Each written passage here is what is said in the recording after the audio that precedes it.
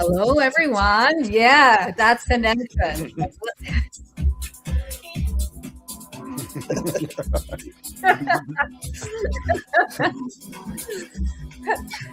Oh yeah, how's everybody doing? Happy to be here. Nice. Yeah, JP's in the house. Trevor, Grassi from Rogala, and myself. Welcome, everyone, to this live transmission. You can see we're already having a lot of fun, as how we will be having a lot of fun at Disclosure in Mackinaw. So I'm pretty much getting used to this. You know, Frank, yesterday we had an amazing show. Today, another amazing show. If yesterday was a powerhouse, I don't know how to call this. So, I mean, yesterday we had like live, like just recent shapeshifter experience stuff happening, and so heaven knows today. But okay, so let me just give a couple details real quick. Disclosure in Mackinaw, not like any other conference, not in a hotel room. This is all JP's fault because he saw the future, and then we were all kind of catch up, right? And literally that's true. But what happened was he kind of saw this impossible thing happening, and then I thought it was impossible, and everybody I asked kept saying yes, and now it's happening. Only in a few weeks, it's going to be in Mackinaw. If you're thinking about coming in, which I totally recommend, because these people, this vibration, what you're going to see things that have never been shown before, information and interaction that is going to be unlike any other conference. But we're going to be in Northern Michigan. There's 2 airports here. So if you're flying in, we've got our own shuttle. There's a thing where you can mark to get a shuttle from us because there's not a lot of Uber up here. And then we'll take care of you. We're going to have 2 meals a day. This included with your ticket. We'll have like a continental breakfast with a little bit more than continental, and then a dinner. And then during the middle of the day, we'll take a break, and we're going to get outside in the beautiful weather. And, you can swim in the lake. You can ride a bicycle. You can go take a nap at a cabin. You can do, you can stay in a campsite.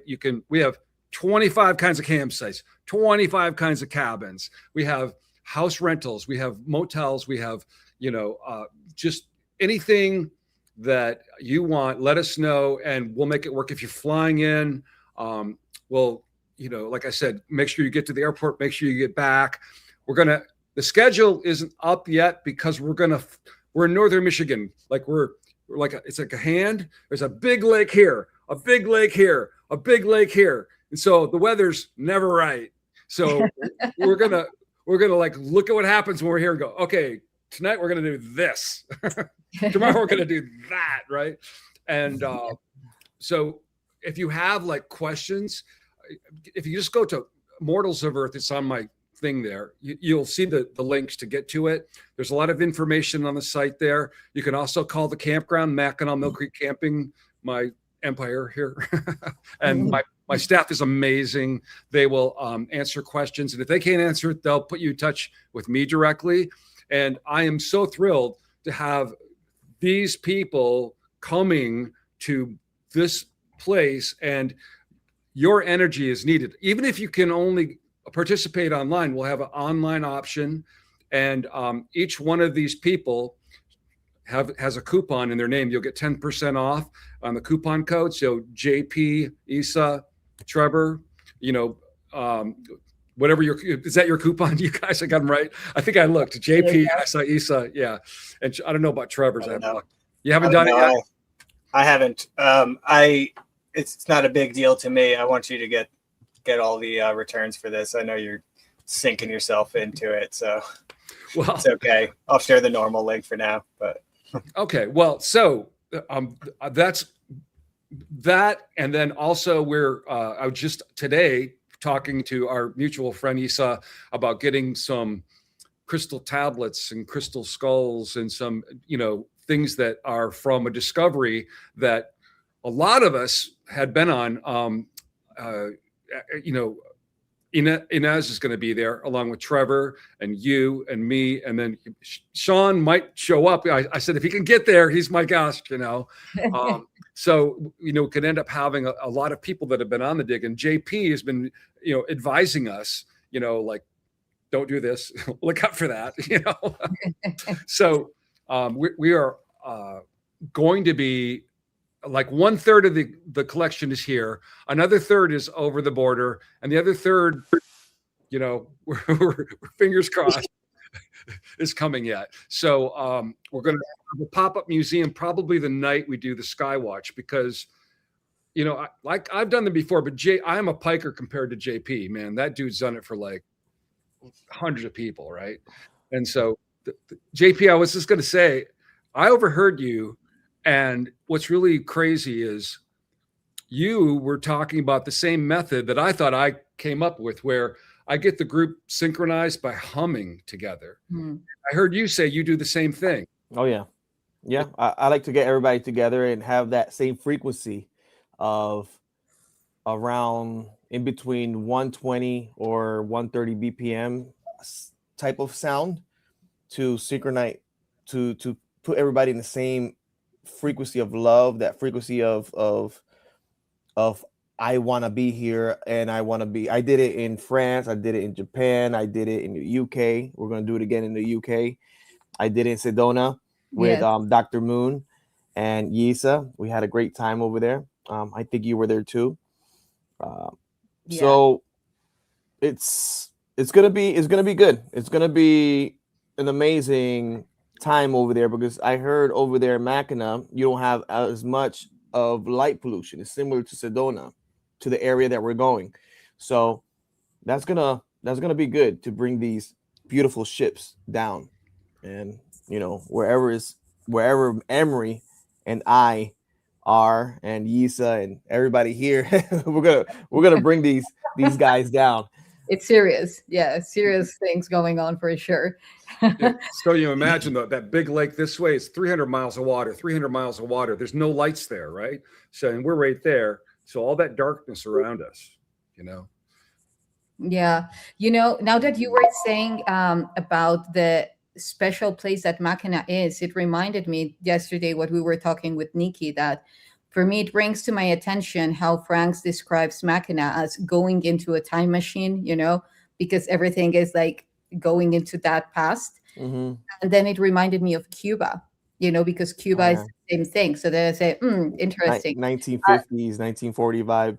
Yeah. So I'm tapping that there are very specific technologies under the water, and it's giving, like that effect, because one thing is that you're tapping into, like old things, yet the feeling that you get that you're going back in time, that's different. That's something different. And you and I, JP, have talked about this, how many things are taking place in Cuba. I'm gonna bring my cowboy hat to Mackinaw. That'll look great. That'll be good for pictures. So I want to address Trevor, because people, think of Trevor's eyes being hanging out all the time and being best friends and whatever. We like never see each other unless we get together and amazing stuff happens, and people think we're together all the time. So this is the first time Trevor will be coming to Mackinaw. I'm so excited to have him come. We've been to places all over the world together, but he's never been here. I see you more than any of my local friends. I don't leave my house. I often joke to go to the grocery store or Egypt, basically, but conferences as well. Yeah. Egypt conference or grocery store. Half the time I leave my house, I end up hanging out with you, Frank. That sounds funny. Well, he's a great roommate. I can tell you that. Which is great. Yeah, absolutely. Man, yeah, I've been seeing you just working like crazy on this, Frank. I appreciate you so much. It's been like, I don't know, 3-4 years since we first just ran into each other on Muhammad's tour in Egypt. And that was such a, that was such a great day. Muhammad calls me up the night before and he's like, Trevor, do you want to jump in with us to go to Tanis and Tel Basta, 2 of the temples in Egypt that I've been wanting to go to forever. And he was like, why don't you jump on the tour tomorrow on me, come meet some friends. That's how I met Frank. And then it was just like, wow. Hopefully, I'm thinking about it. I'm still, I really want to go to Egypt and feel that frequency in Egypt and be part of something huge and big, you know. That would be awesome, man. Yeah. I do have a tour coming up there. I could plug a little bit, but also I was talking with Yssah and Sean and Jean-Charles Moyen and several of the people who are involved, like with Brian and his Full Disclosure Now. Billy Carson invited me too. Oh yeah. Yeah. He does one every year. Yeah. So Trevor's tour, because we did this last year, he goes to a part of Egypt that not a lot of people go to, which is the middle part. Oh. And it's, that's where Akhenaten was from. And there are parts of it that you like until you're on the ground and you like see like the crystals growing out of the rock and the ruins of the pyramid, or you go into this thing that looks like a bunch of mud and you see the most beautiful sarcophagus that's perfect that you've ever seen in your life. It's just unbelievable. The things that are the energy there is so different than it is in the north, because Cairo is very chaotic and the roads and the city, and you get up there and it's like this peacefulness, right? How about Tel El Amarna? Remember the chamber in the royal tombs there at the separate section of cliff tombs? I'm not sure if Yssah, you've been here too, but we were just there in March. There's one of the royal tombs when you're kind of in the chamber just before the bottom one, that rumbling shaft. You go across this walkway with a floor maybe 10, 15 feet below you. And while you're in that chamber, you hear this rumbling like a jumbo jet's going overhead. That was a special one. Well, nice. The strange thing about that is that low frequency sound. You like when somebody comes in your neighborhood and they got a big subwoofer, you hear them like blocks away, right? Well, this seems like it's that same frequency because you can feel it in your bones. But the minute you step 2 feet out of that room, it's gone, and you step back in and it's there again. So it's not a normal frequency. Magic. Okay. So it has acoustic technology. Yeah, and one of the things that I have experienced in Tel Amarna at what was going to be Akhenaten's tomb is that there is a huge anomaly there, like huge levels of plasma coming to the surface. Like people took videos of me, and I have like this green and pink plasma around me after just doing a huge activation on the underground tomb.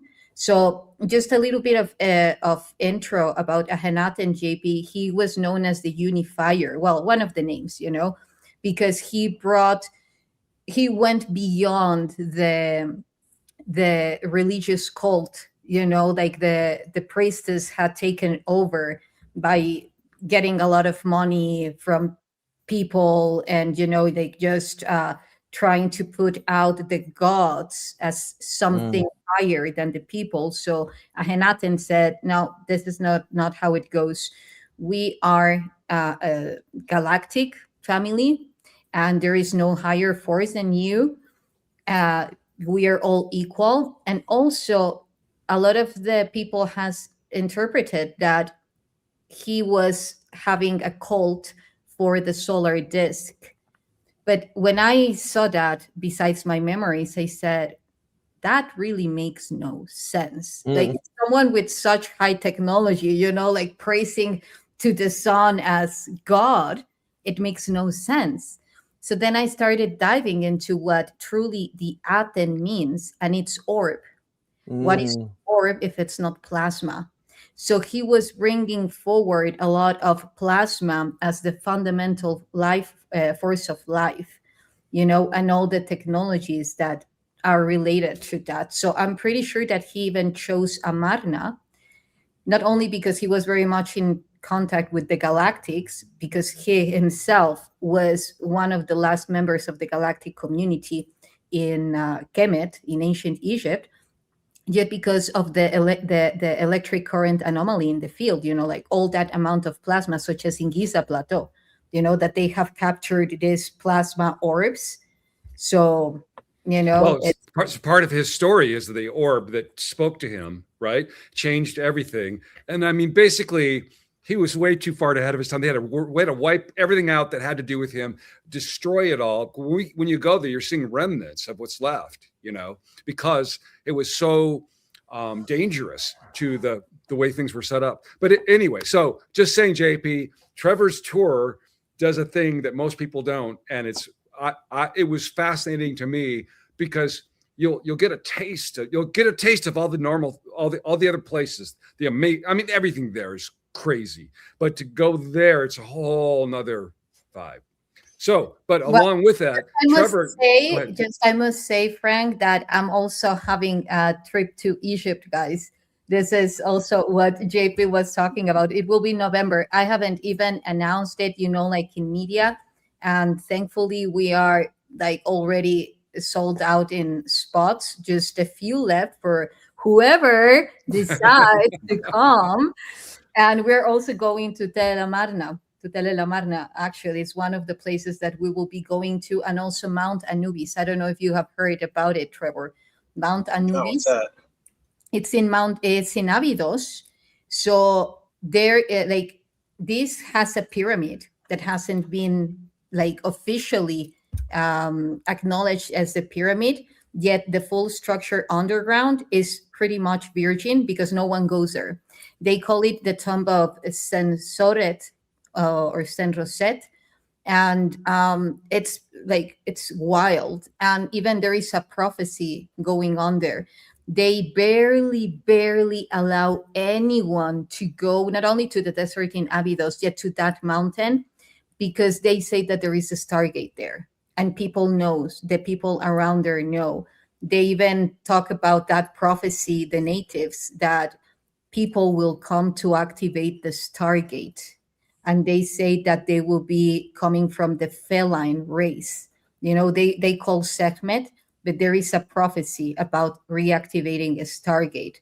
So, we will be going there. So if you want to check that place out, Trevor, I'm pretty sure that you will find it pretty interesting.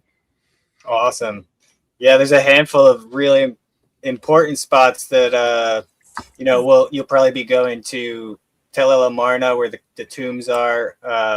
Tuna Gebel, you're going over there. Tuna Gebel is an actually underground city. It's referred to as an underground city.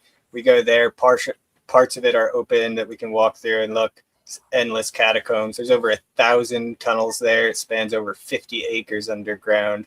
Wow. Massive tunnel network. And we believe that actually connects underground. Hundreds of those bird mummies under there too. Yes. Oh yeah. Yes. I still thousands, millions, baby. Yeah, I mean, these tunnels are packed full. It was a Thoth cult at one point. This is what they call it. In general, completely. It might have been other things beforehand, but basically they just considered a Thoth cult because they had all these hawks and ibis, like Thoth and Horus, and Thoth Jehuti. This is the keeper of the wisdom, the bringer of the arts and sciences and writing and all that. So that's actually what the area was known as, if anything, before Akhenaten really put it on the map as his capital. So it's like the stuff in Amarna that you find, it's all either related to Akhenaten directly of the 18th dynasty, who's one of the most amazing, important, intriguing pharaohs of all history in Egypt, or it's to do directly with Thoth Jehuti and the mystery school wisdom. So there's Yeah, I wouldn't take up too much time to get into it, but there are several projects we're working at in Amarna that are really exciting that are going to be coming out throughout this year. My friend Angela Michael, she's been studying this one pyramid, a couple pyramid structures in the desert, or they're natural structures that she's suggesting could have been pyramids, either that were carved down from hills or added on with casing blocks, or there's a lot of important things underneath them. So we just checked that one out a few months ago. And yeah, there's a couple other sites at Amarna too that I don't know. I hope to get out more information about, but some of them need to remain protected, so I can't really. And sometimes it's better not to talk about it, just to go there. You know, it's like you can kind of arrange it. Yeah. Okay, Yeah, we're going here. But it's a magical place. And if you go with me or Yssah, I'm sure you have a wonderful time. Yeah. Or you can come with both. You know. There you go. Come and stay. So yeah, now Not let me possible. just mention that when you have Trevor Grassi coming to your conference, like he doesn't do a lot of them, right? And and plus, there we go. Plus, I I've know only presented it one. This will be my second.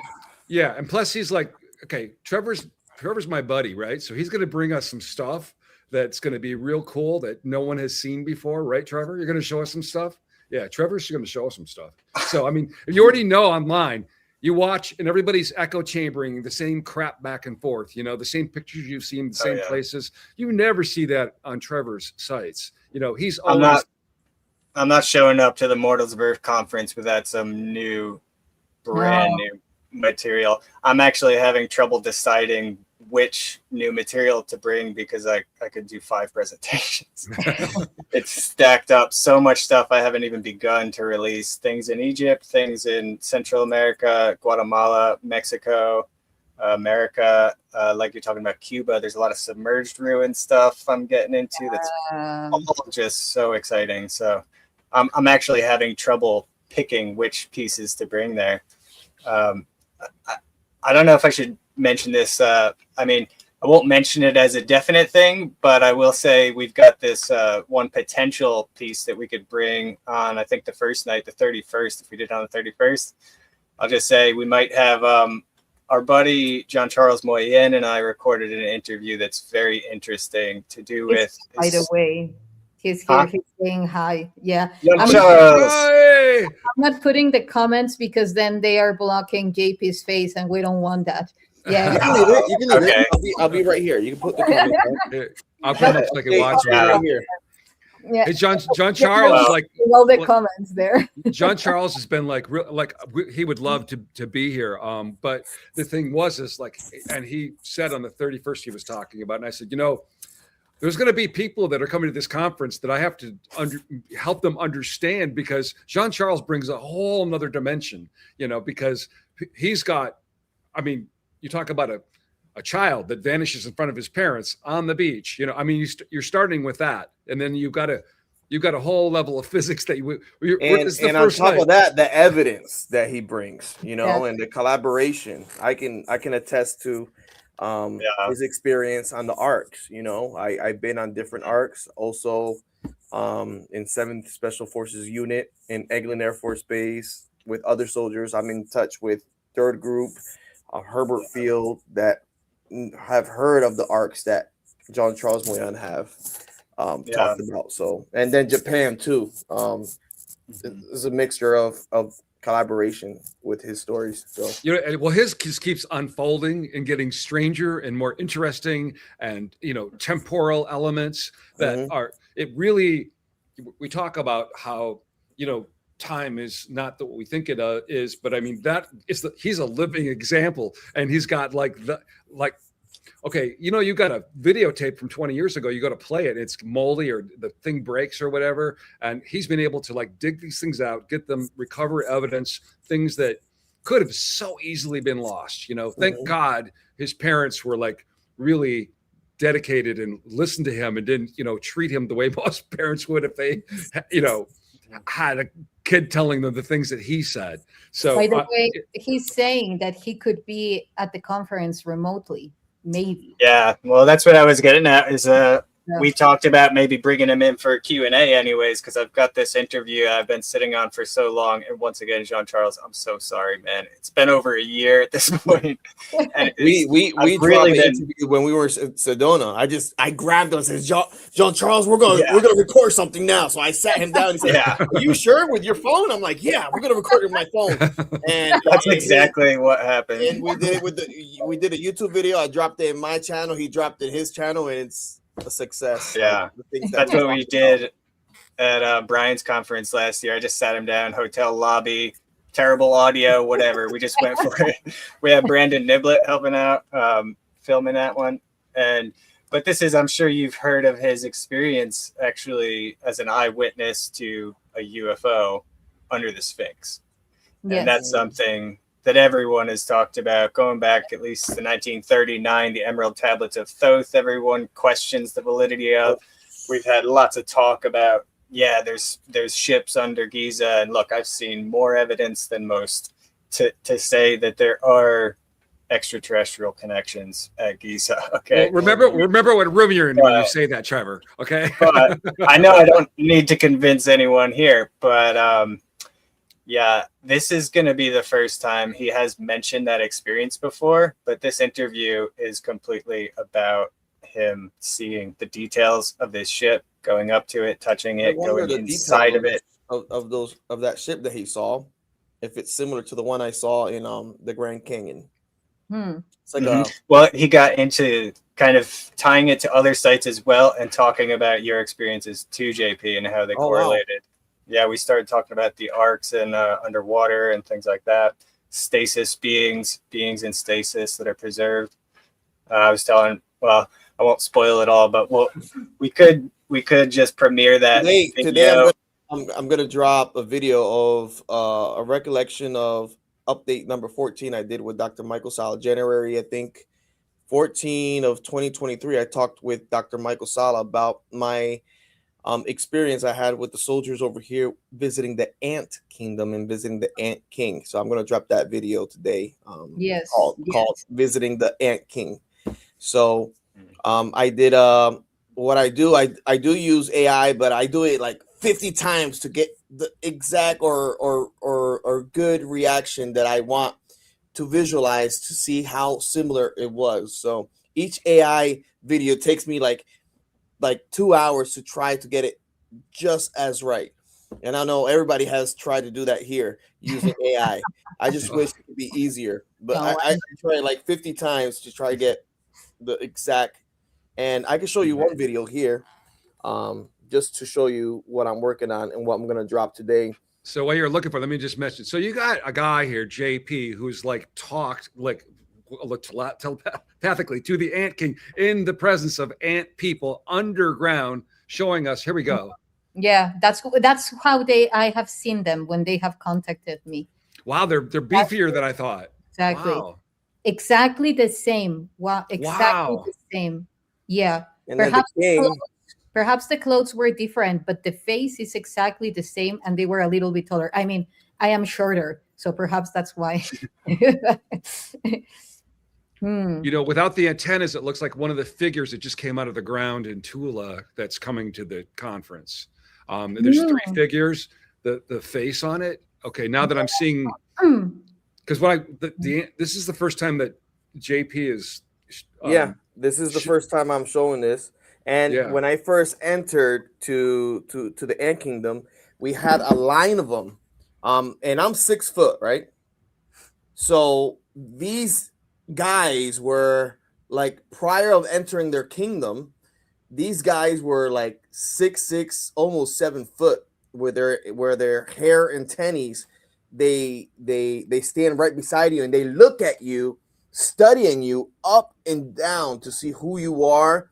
And I think their antennaes or their hair or whatever you want to call that, they use it and they can telepathically communicate with each other because of the vibration that they send out through the antennaes, and they can pick up the vibration, but we can also hear like a voice. It's like similar to having tinnitus when you hear a high pitched sound, but you hear, instead of sound, you hear vocalization.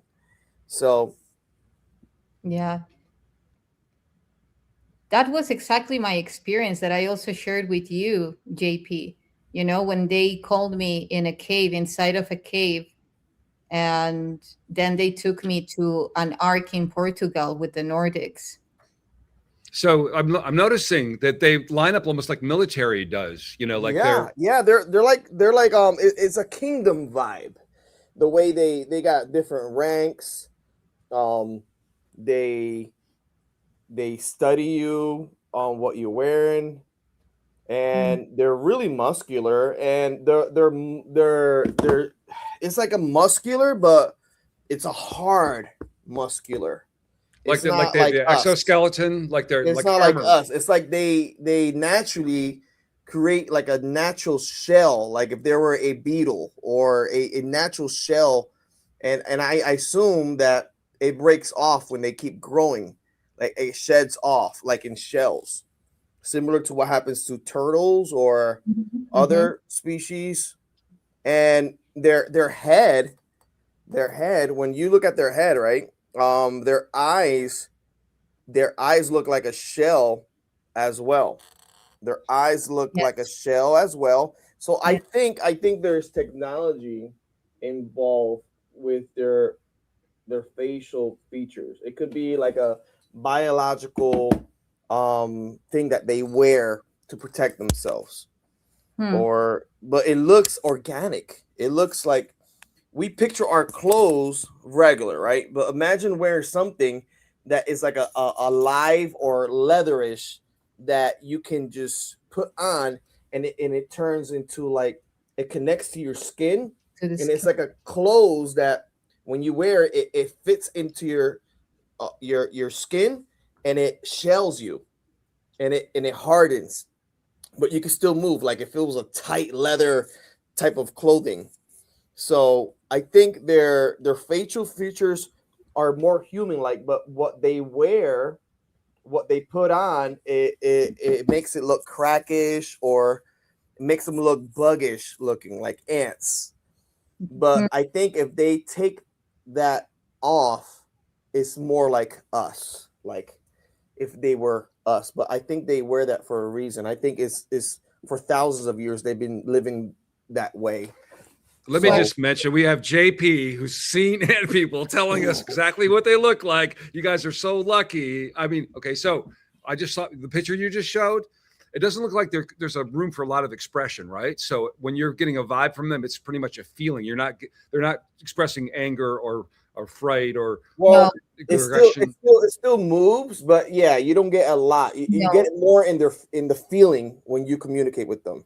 Yes, exactly. Yeah, They're, I they're, mean, they're- seriously, it's like you, like exactly as how I saw them, JP. Exactly as how I saw them, but they with no. still blink. Their eyes is like, look. Let me show you. Yeah, exactly like that, but without uniform. They were So just telepathically communicating with me. so black like a gray, like sometimes has a big flat gray eye, like it's almost like a technology of something that goes over the eye Their that This eyes. is the maybe kingdom when I walked in, how it looks like, and it took me like 50 times to figure it out. oh yeah. Wow. Look at that. Hmm. Hmm.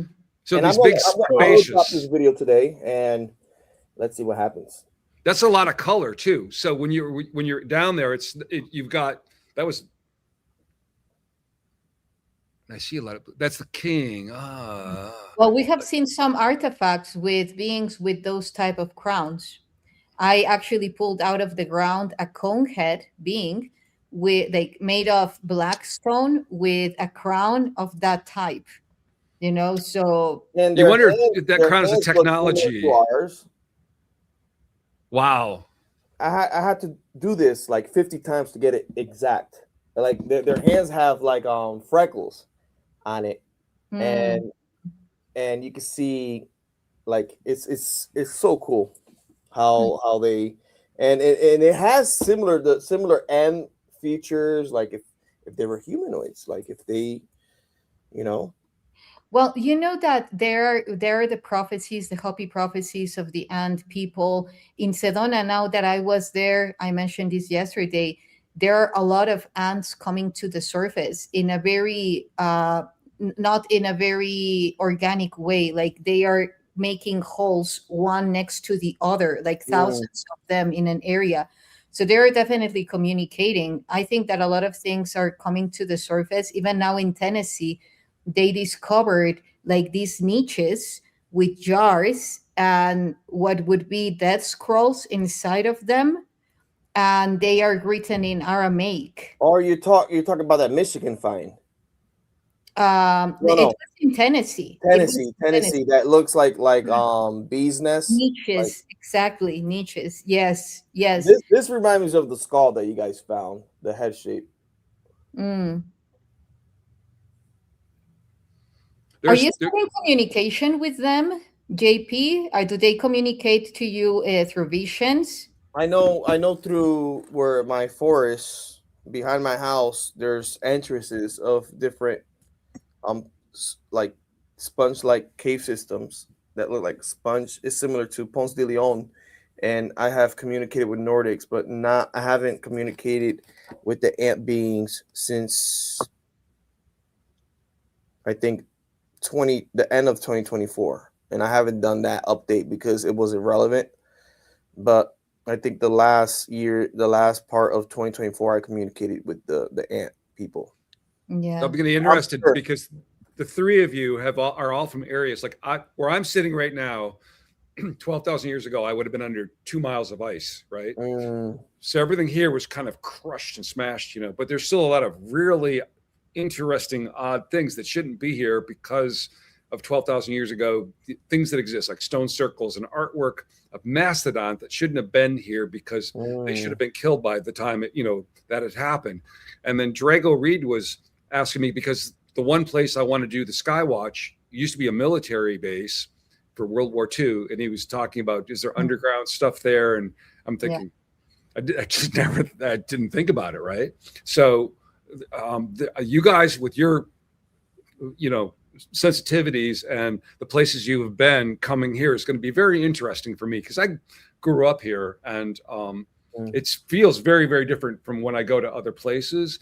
But I think that there was probably a reason why there was 2 miles of ice under it, over us. I think there was something. I think there was a reason why this was, covered up for a long time. I feel it. Yeah, I feel it kind of cloaked, actually. Like the whole area cloaked energetically. Like there has been something waiting to be activated, and through this that will be taking place there, and the seeds that will be planted, and all the work that we will do on connecting with the galactics, I'm pretty sure that things will start coming to the surface, because of course things are coming everywhere across the world for sure. Yet now what is going to happen in the Americas, it's critical for me for the next stage of human evolution. For me, even I was receiving that Sedona and all Arizona is going to be transferring the codes from Septepi, Egypt, before being Kemet, because there is a lot of connection. I mean, now that I was there were shown to me pyramids, like visions, and I even took pictures of mountains that on the top have monolithic rocks, the size and the shape as the ones that we find in the valley, in the Temple of the Valley. Wow. Plateau. It's huge. It's impressive. So it's just now waiting to be discovered. So a very exciting time, guys. Well, there's so much now because of these new technology. But I mean, Trevor, I'm not going to give anything away, Trevor, but Trevor was just like using tools available to all of us and discovering new things, right? And then we know about, Beyondi's scanning and also the LIDAR that's uncovered tens of thousands of structures in, Central South America. And we've got these things that are emerging from, the ocean and mountainsides and extreme antiquity, like on the island of Delos. I've mentioned to a couple of you before that Nassim Haramein was climbing at the top, and it looks like a 100,000-year-old quarry. You could tell the rock was quarried. It was that worn down. You're thinking 100,000 years. We're talking we think it's ancient. We're talking 17,000, 20,000, 40,000. So there's a whole big story here, and I'm hoping that between the galactics that we've been in touch with, the under, the ant people, the ant people. That's the one thing, JP, that I've learned from your one-on-one experiences. They're very highly technological, almost beyond mechanical to organic technology. Organic is similar to what you guys are finding with the Bugosphere, and other probably skulls that have different types of metal alloy connected into it, that if you put it in another location, it activates and the lights turn on. So depending of how they're really smart in building technology that uses electricity or communicates with the biological being itself. So if you interact with it, it downloads memory of past or future events that may occur, or events that probably occurred already in another dimension. Then you get into that different dimensions, lines of dimensions. So your bloodline, though, your DNA seems to interact with some of these locations in a way that you're valued by some of these programs, right? So it's not, you're living inside of it, so it's probably not something you can describe. But when you're there with other people and these things are happening, like you're seeing, you've, forgive me for putting words in your mouth, but you described like things that look like hieroglyphs. They're very ancient looking, and you come in and things kind of like start operating or turning on. Oh, like, yeah, this has been happening, like I told you, with my dad. And I actually made a render of my dad experience when he was I don't know if you can see it, but slightly right here. Let me see. That's my dad, an actual picture of my dad. Let me see. I gotta bring down the lighting. There we go. Yeah. Okay. That was in Puerto Rico. And that's exactly what you saw in the distance. Okay, let me bring the lighting even down more. Okay. There we go. Oh yeah. Oh. And behind there's a lake that goes down in the middle of Puerto Rico, and my father felt that, and I'm sure my grandpa also went through an experience as well. So it's a generational type of thing that they found. He looks like he's about 10 years old there. Yeah, he was like 11 and all that. But wait till the military shows people what we're finding now. Similar to like Nazca lines, like this is an example. I just want to show this an example. I know I'm using this a lot, but I should have sent Yssah. You see this right here? And I think I sent this to Yssah. Wait, is it here or? It's actually the light is too loud. Yeah. Perhaps. Yeah. Okay. Yeah. This is by, I think, northeast from Israel. Okay. You see what I'm circling right there? Yes. From space, guess what that looks like? Okay, I'm gonna show you. Looks like something Trevor showed me lately. The Orion, the Orion map. And if you align these stars to these cities in the Middle East, yes, you see those 3 stars. Yeah. And it's also, if you put it upside down, guess what? So it doesn't matter how you approach Earth. If you come and approach it the other way, guess what?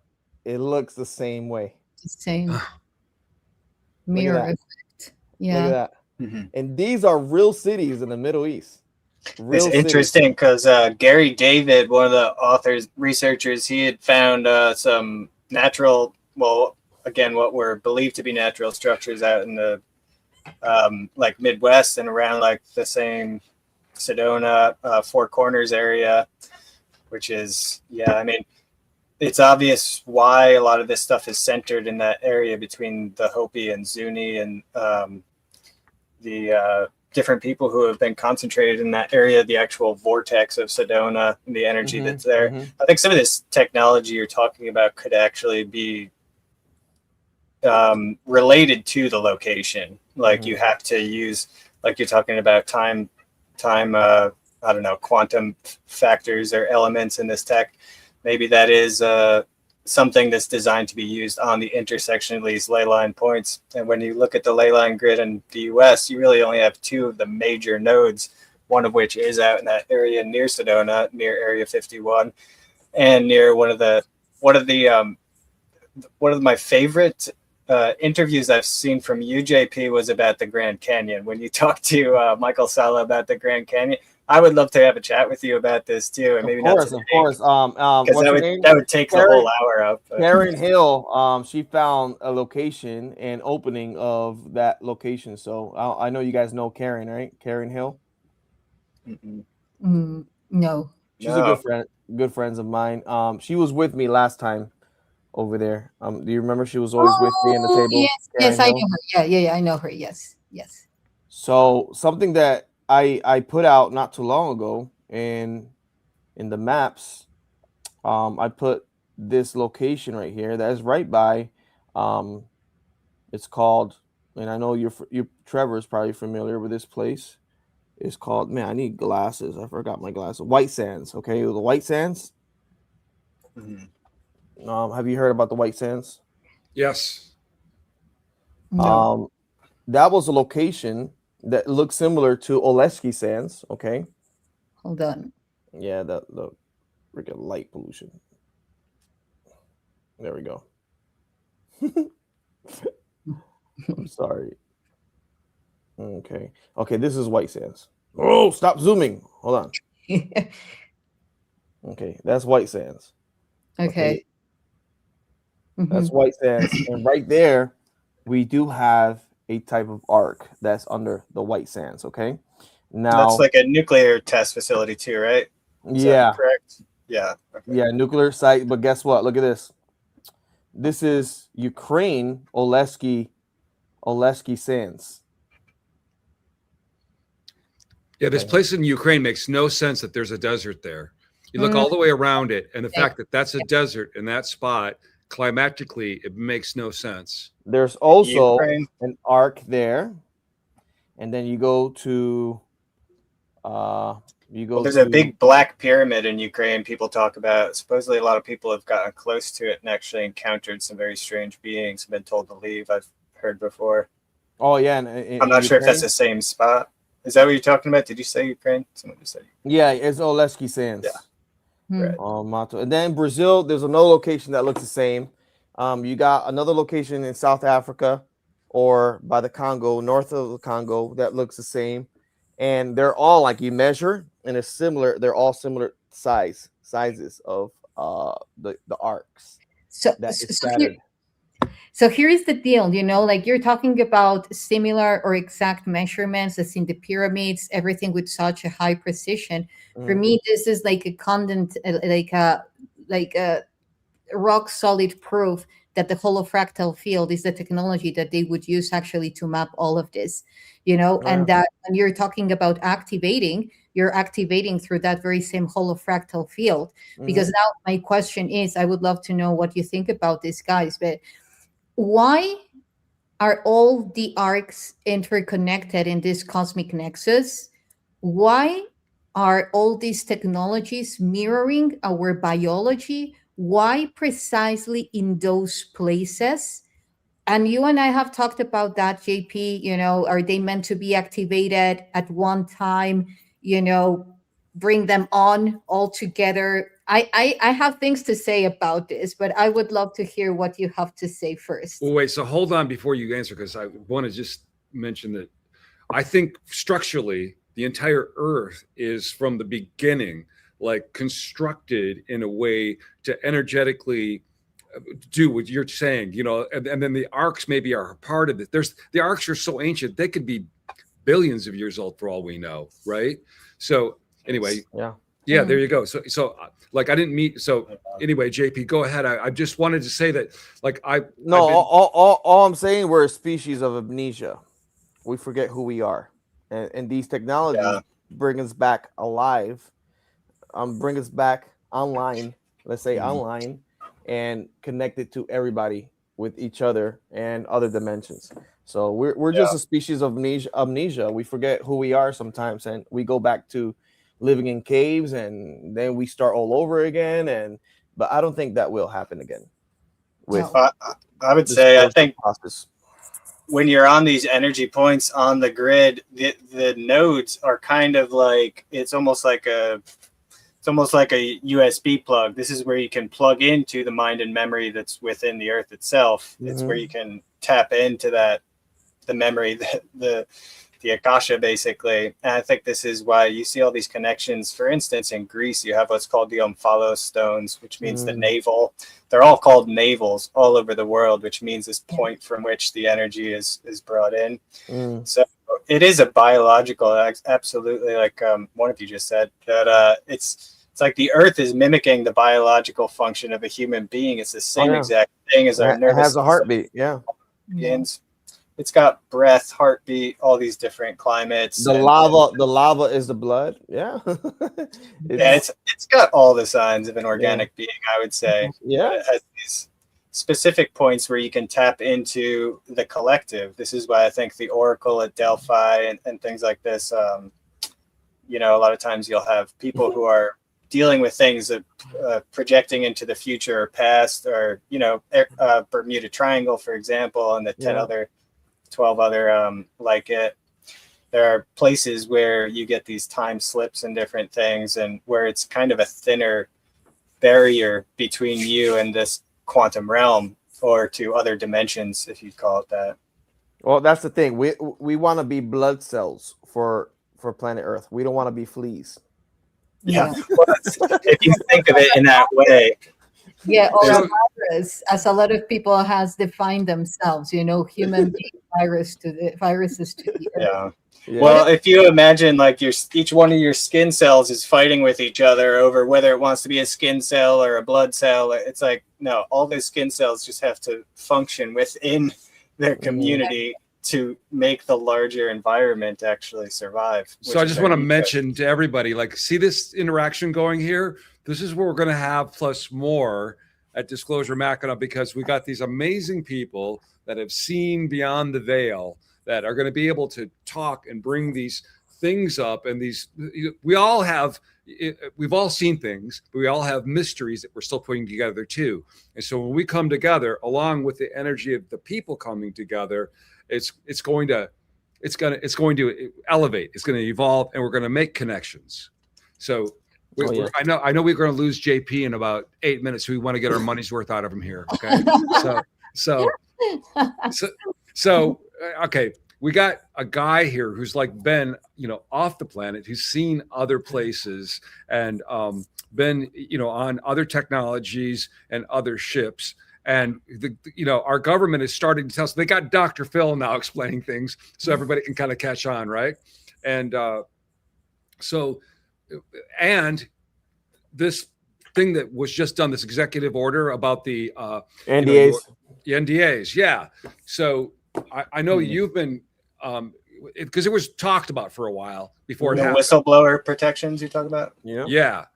So is there, like, I know that you still have to be careful about what you talk about, even with that, because there's things that are security problems. But beyond that, we're just seeing that have you seen this thing about Nixon left a time capsule someplace and nobody quite knows where it is, or if it's been taken because he wanted to hide, this the dark journalist was talking about? Yeah, the dark journalist was talking about it. Yeah.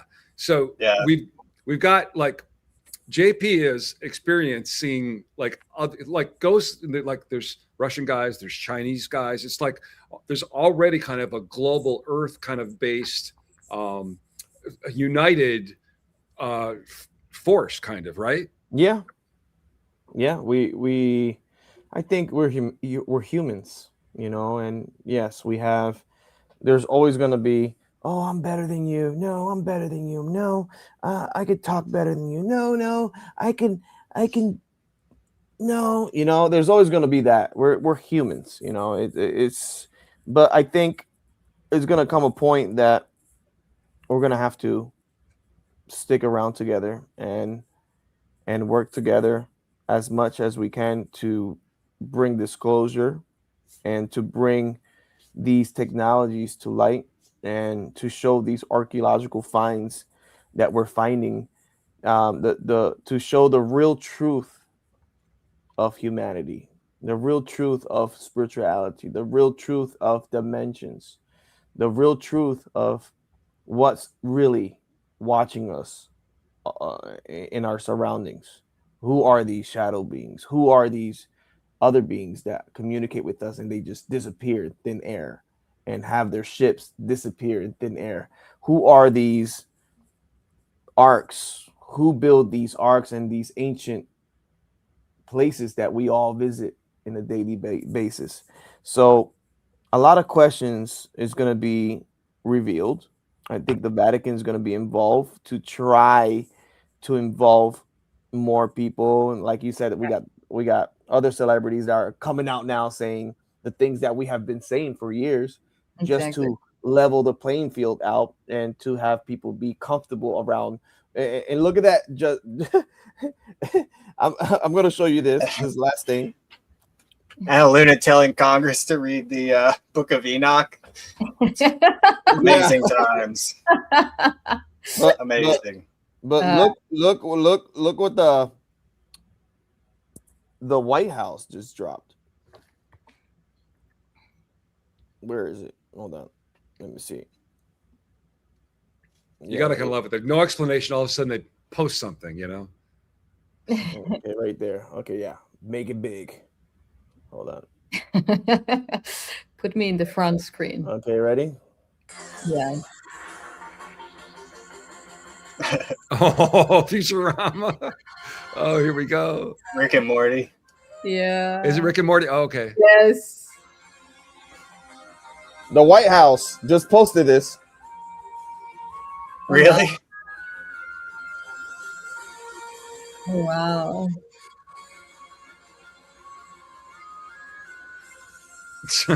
What? Wow. Oh. What?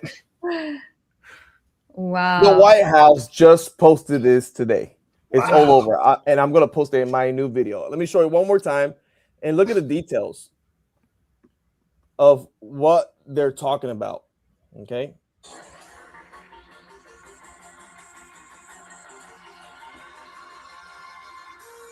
Yeah.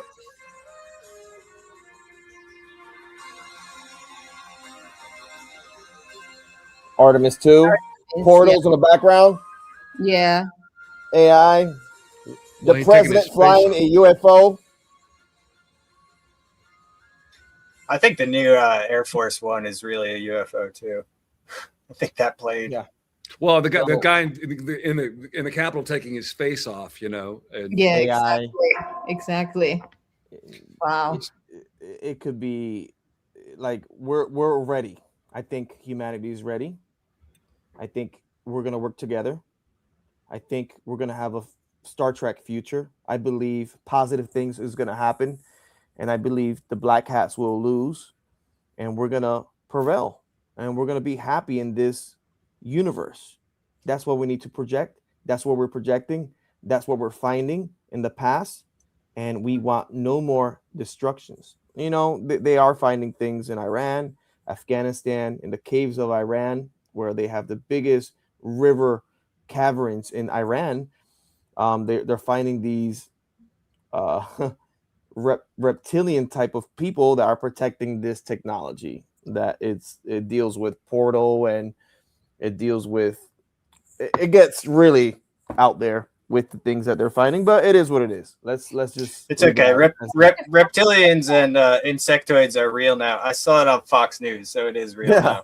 Yeah. So, and I know it's real. Yeah. Well, we can now. It's okay. I was just going to say, so we all have a job here because we've all seen our glimpses of things, and there's going to be a lot of people that are going to be really surprised, are going to be kind of upset. Maybe some of them will be scared, and it's up to people like us to kind of hold their hand through it, because you know you guys are all on my timeline. This is a good timeline, so you're doing something right, okay?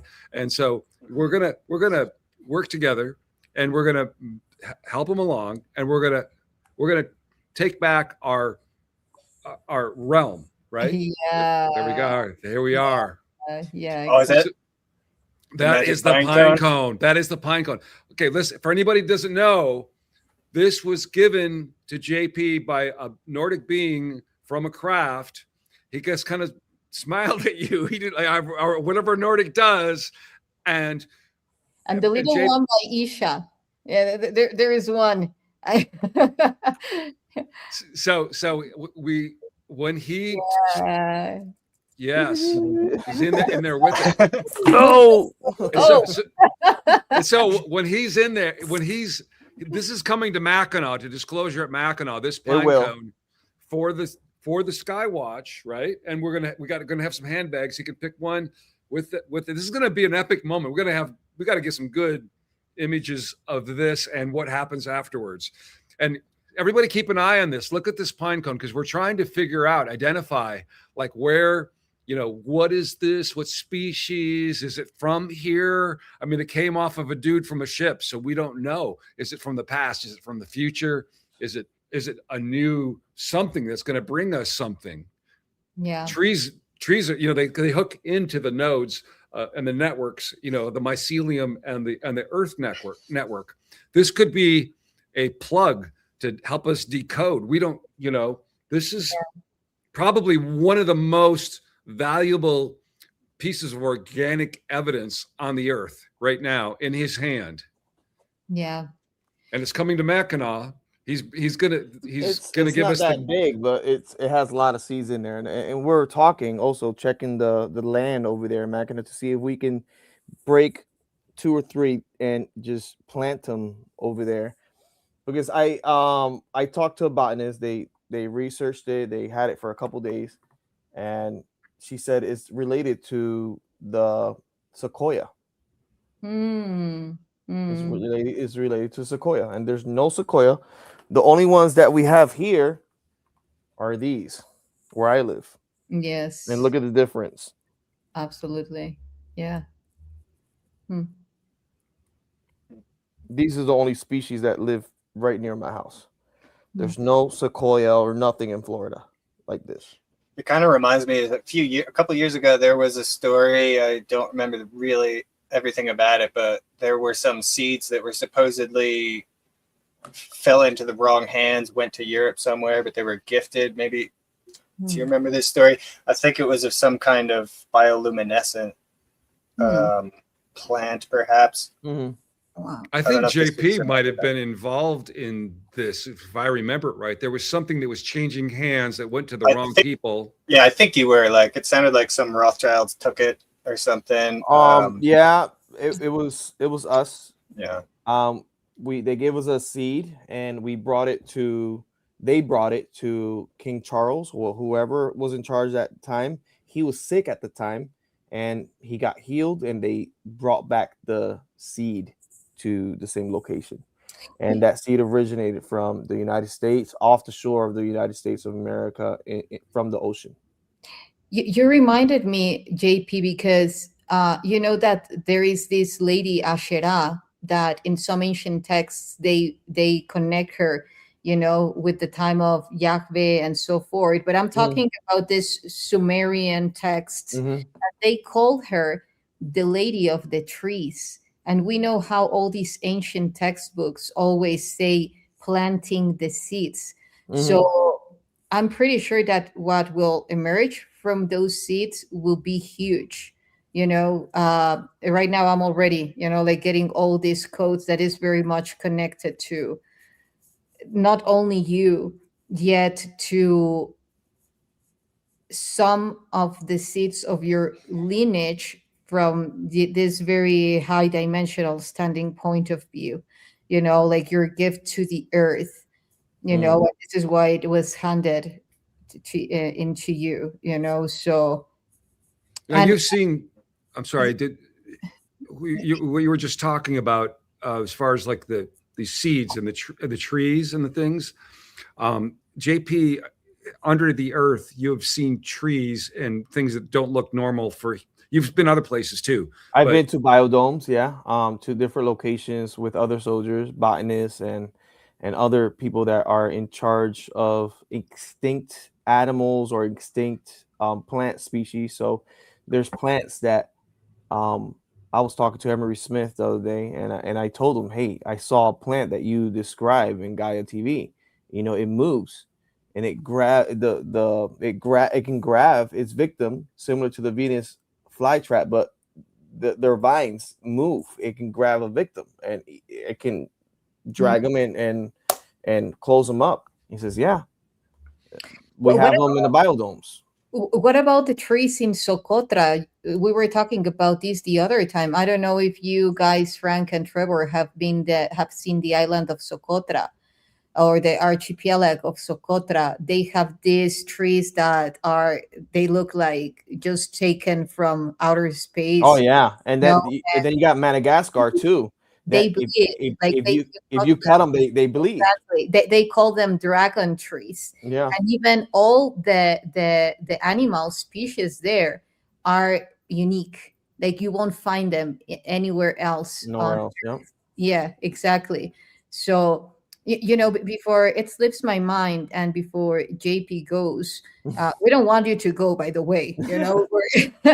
But when you were saying that these reptilian species in Iran underground have been, taking care of these technologies, there is this master skull that it always comes to my mind. One of the first master skull that we found in Tula that has the eye-headed being at the center, and then on her or its it would be right, it's receiving beings in which traveling in what I call the solar arc.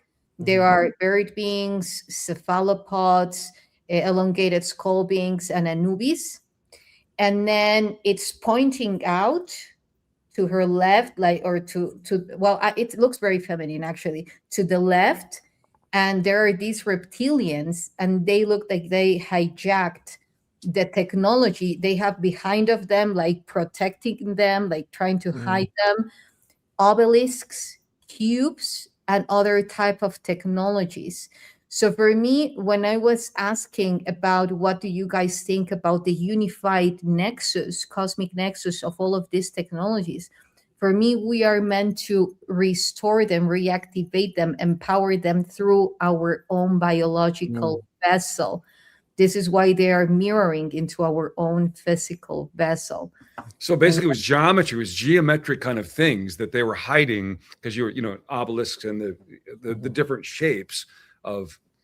Interesting. Yeah. Well, all those, I keep wanting to bring up. Yes, exactly. The Romanian Sphinx and Radu Cinemar.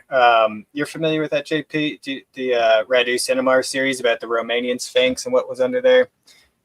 It's just one example of a type of technology that's being described that is similar to what you're saying, Yssah, with that some of these technologies are really more interfaces with the human body that are designed to actually turn you on, the technology that within you on, to activate your chakra system, to enhance or amplify your ability to use thought forms in different ways and to access other times, and potentially to this one chair that was described in that book under the Giza Plateau. They were saying this one guy sat in it, he literally projected his consciousness back in time and sat down with Jesus, listening to speak on the streets, similar to the chronovisor or the looking glass type stuff. So I think I think it's some of the technology that I'm working, my whole life to try and resurrect this sacred science, as I call it. It's really something that's about the science of enlightenment, and it's designed to actually activate you biologically, everything already built into you, to tap into these higher fields and higher aspects of yourself, unlock your own faculties of higher senses, higher perception, things like that.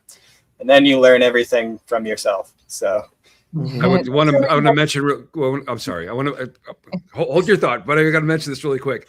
I noticed that one of the people that signed up for the conference, and I don't know whether I will be public about it. I have to ask if she's comfortable with. Is the woman that Preston Nichols and the other guy from Montauk went to find, that said that they had manifested her from the future as a baby, and they had to find her to tell her what happened.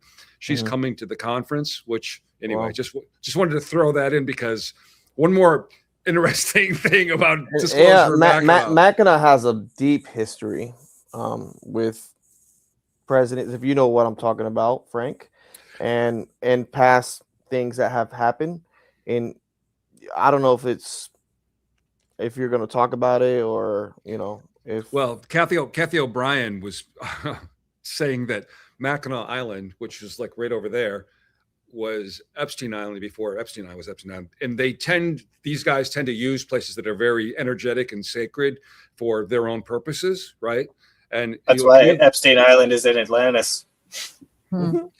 Crazy. So before they used that, they used this, right? And I don't know whether they still might. Palm Beach Pete.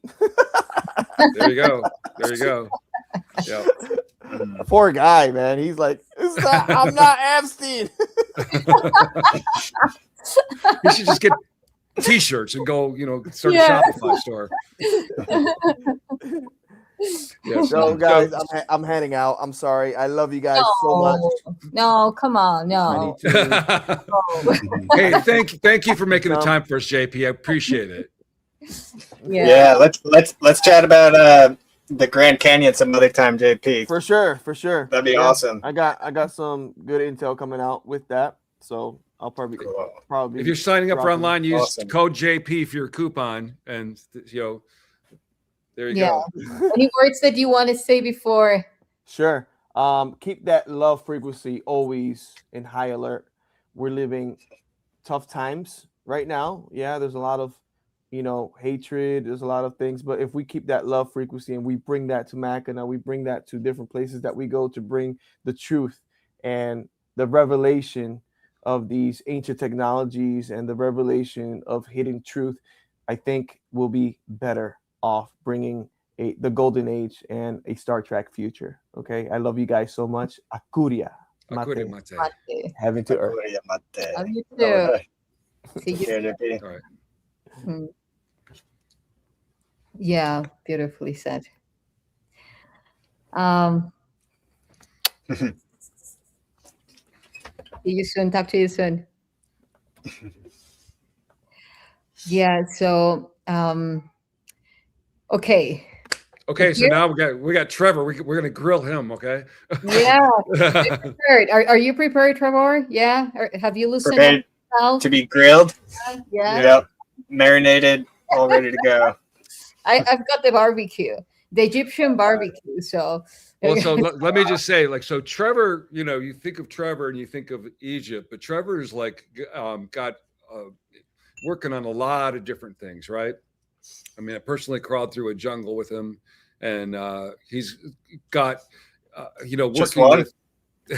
Well, look, we don't want to overwhelm anybody here, but let's just say there is much to be uncovered all around the globe. And the writings are there, and the thing is that Trevor has the background and the respect for like the writings of Edgar Casey and other ancient writings to kind of know where to look. And it's also, he's like the guy who talks to this one, this networking and this cross communication that Trevor has brought about is amazing to me. The number of people and the networking that he can do is, I don't know. Nothing compared to you, my friend. I'm telling you, the fact that he's coming to my conference, the nexus of energy that made this conference happen. Everyone gravitated to you like a black hole, dude. Everyone was. Okay.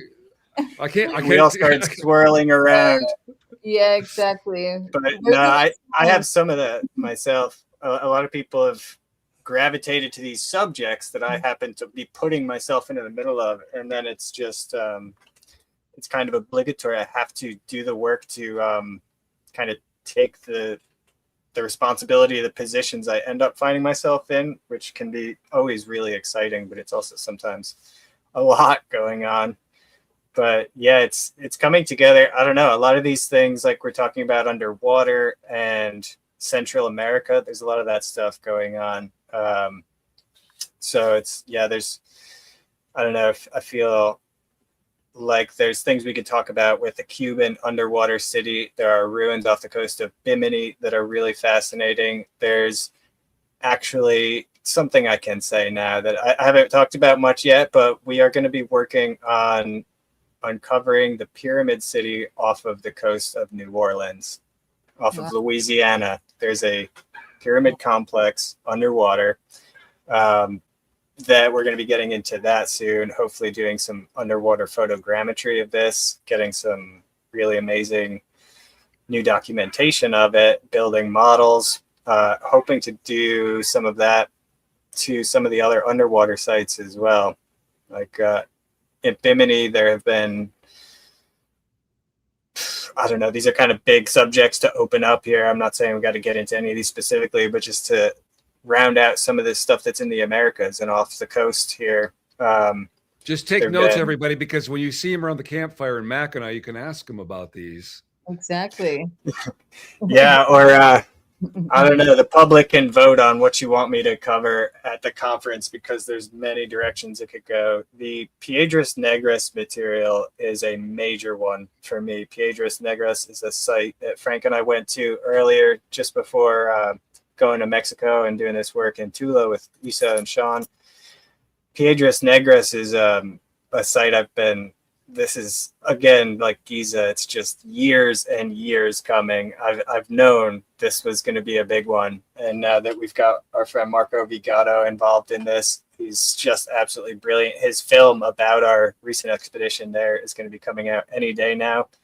And mine is also very close. I think I'm going to do a series on this one, because we've got just a full documentary on, there's so much to do with the actual confirmations I've found in the Mayan hieroglyphs that are at this site.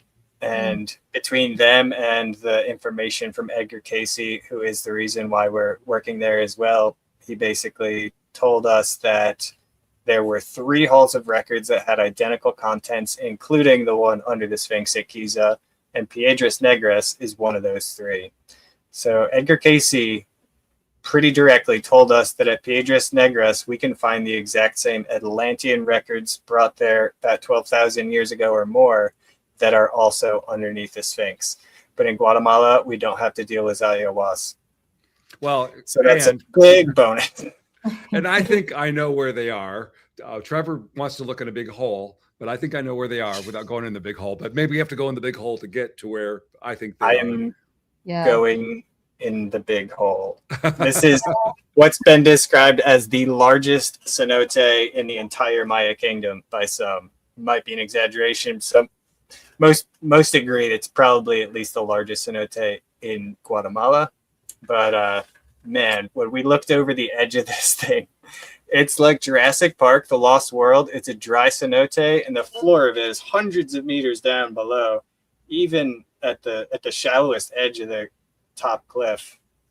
Trevor, with like trees growing, I'm sorry. Yeah, no, it's okay. It's okay, Frank. I remember, I don't know which one of you guys said when I showed you the map that I drew, by through remote viewing about what I was picking up from the Hall of Records, that you had seen something there inside, right? Because I saw like 3 entrances, different entrances. And then now that you say this cenote, I even drew, like you have to go deep, or up, depending how you see it, from where you're entering from. Yeah. So, yeah. Yeah. Well, from these, earliest altars and stelas that are there in the Mayan hieroglyphs, you have these incredibly ancient dates, like on what's called altar 1, this stone, the oldest of which there's a date inscribed in Mayan hieroglyphs, no less, of 7,076 BC is what it is. 7,000 BC. And of course, the Mayas were all AD. They weren't BC at all. It was a much, much later thing. So how do you have this date, 9,000 years in the past inscribed there? And it's listing an event that occurred at that time. So this is some linear memory that must have been sustained through some type of writing system. And this also raises the question of this another amazing mystery from Mexico, actually, the Cascajal tablet, which is actually the first tablet that's proven that the Olmec had a writing system, and opens up this whole other avenue of that we basically know there's this cache of about 20,000 tablets at La Venta, the Olmec capital, that are underground. We basically know exactly where they are, and Marco and I at least are pretty convinced that this could be the most ancient library of texts in the Western Hemisphere. Because no one even believed a writing system existed. But these things, 20,000. So I'm thinking we need like a Trevor Grassi sizzle reel for the conference, because we need like a bit of this, a bit of this, a bit of this. And if you don't do it, I will, because I've got it, too. I mean, I don't have everything. Yeah, I don't have everything. But I got, I'm trying to think, do I want to finish the Coral Castle film? I've got the Mexican expedition, I think, is going to just have to be a teaser. We have to cover a lot of that. Yeah. I mean, we're going to show the amazing stuff, right? But then I don't think the story's finished yet. No, we are to continue that. We are to continue that, because we're just touching the surface. So we later on have to talk about that, guys, because this will definitely just be like, a sneak peek. But Ines is coming to Mackinaw, as you said, Frank. And for the people that don't know much about Ines, as Frank was saying, she's an amazing physicist. She was working with Nassim Haramein, and now she has a school, Serendipia, that she just opened, but it's online, and she's bringing forward all these amazing modalities to study quantum physics, yet from the unified field, not the standard model. So she was a witness of that dig, so we will have. It's always good to have a scientist, there with you, along with us. And also what I really like is we got Yssah, who's like, I call her an intuitive physicist, right? Because it's not like, Yssah's got like, a credentialed physicist, and the two of them it's like this, so you get a feeling for how this knowledge structure of the universe ties together, because like Emery says, Yssah will talk about things that haven't even been invented yet, and just like says it right out, right? And I'm always telling people, like, don't be afraid if we say the word physics or quantum. It's not like we're going to give you a math quiz, okay? We're going to like teach you how it's kind of integrated into how everything works together, because things are going to get more and more fluid and more strange. And the more you understand about it, the more you're going to feel at peace with it and be able to actually understand it's actually for our benefit. We've been repressed. We've been held back. We haven't been allowed to know how powerful we really are. And part of that power is making the world as beautiful a place as we are as people. People are amazing. People are beautiful. And us taking back our agency on this planet from, JP said a little bit about it too. It's like, there's some shit going on that we don't see that goes behind the scenes. And those guys could only use us and feed off us and be parasitic when we aren't aware of it. And they've had it. That's enough. Time's up. Okay. So part of it, recovering this where we came from, our ancient knowledge, our origins, in a big part of my book was researching what is out there. Like, I have a lot of anecdotal evidence that we're not natural, that we were created, that we were spliced together. And one thing I was going to, at some point I will talk to JP, maybe at the conference. The ant people, they have taken an interest in humans, and he has a real communication with them and a sense for their benevolence towards us. And I wonder, like, I have heard numbers, and I don't know what they're based on, of how many blends we are of genetically of other races. And I think that, that's part of us, is, the ant people and we've got reptile, right? And and then we've got these canids, these feline beings, these other ones. And I think that this all ties into us. And I think that they all feel like they own us, and they don't get along, right? This is my sense. This is like how it works, is what I'm thinking. But it seems to be leading in some sense to this concept that we're kind of the cream of the crop of all of it. Like we kind of got the best of everything. Exactly. Is what. Yeah, which is kind of, and we've been kind of blinded to that understanding, but also I think it's also probably for our own protection and probably for their protection, because psionically, and I was talking to JP about this, I think when we did the thing previously, that there are reptilian races that from the time they're hatched or born or however they're trained on their psionics, right? But one human that's in these military programs, and he didn't say no, and he gave me a big smile. I said that is trained psionically is worth 10 of them, right? So we are the mighty humans, right? And we're coming to take it back, And I'm not afraid of that. I'm not one of those people that thinks that people are all of the negative things. I mean, you could put rats in a under stress and make them attack each other, which is basically what they've been doing to us. And I have a chapter on they in my book too, if you want to know who they are. But yeah, I can't wait to start reading your book, but I want you first signing it for me, and then I will write it, because I'm kind of old-fashioned.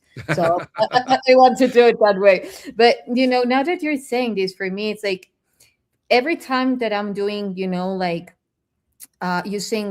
holofractal technology to do configurations in my reality, if I want some informational field to get aligned to call it cosmic law, universal law, or so forth, I create a cube and then put a specific geometries that will bring in the resonance inside of the information to come aligned to that source. So by means of this, what I'm saying is we're so powerful that I feel that we ourselves just forgot it.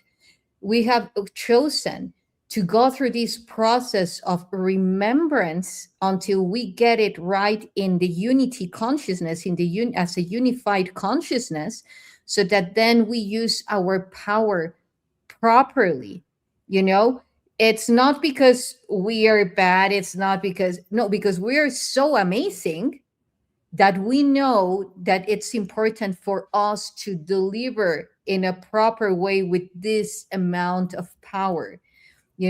So, and for me, this is critical. If we assume that we ourselves chose this, then hey, this is my power. I chose this.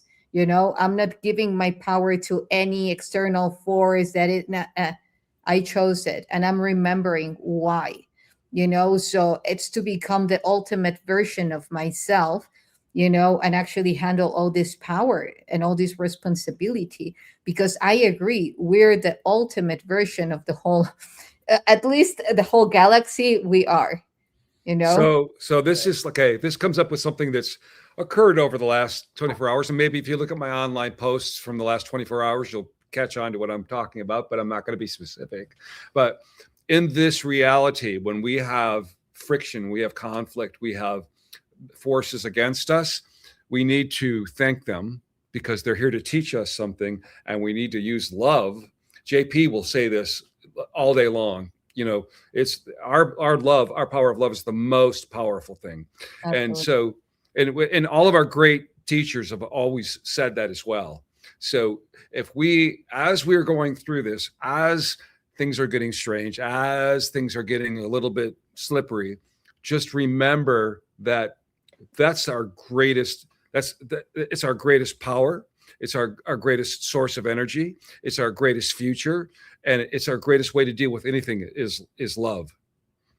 Mm-hmm. Yeah. Yeah, absolutely. It's absolutely something that's you're both kind of nailing here, is that love is the unconditional love. Is, as Jesus said, Yeshua, so many other teachers, like you said, it's the key to accessing these higher levels of being, because ultimately it's true what they say, that all these different emotions and reactions all are really boiling down to one or two stimuli that ultimately all stem from fear or love.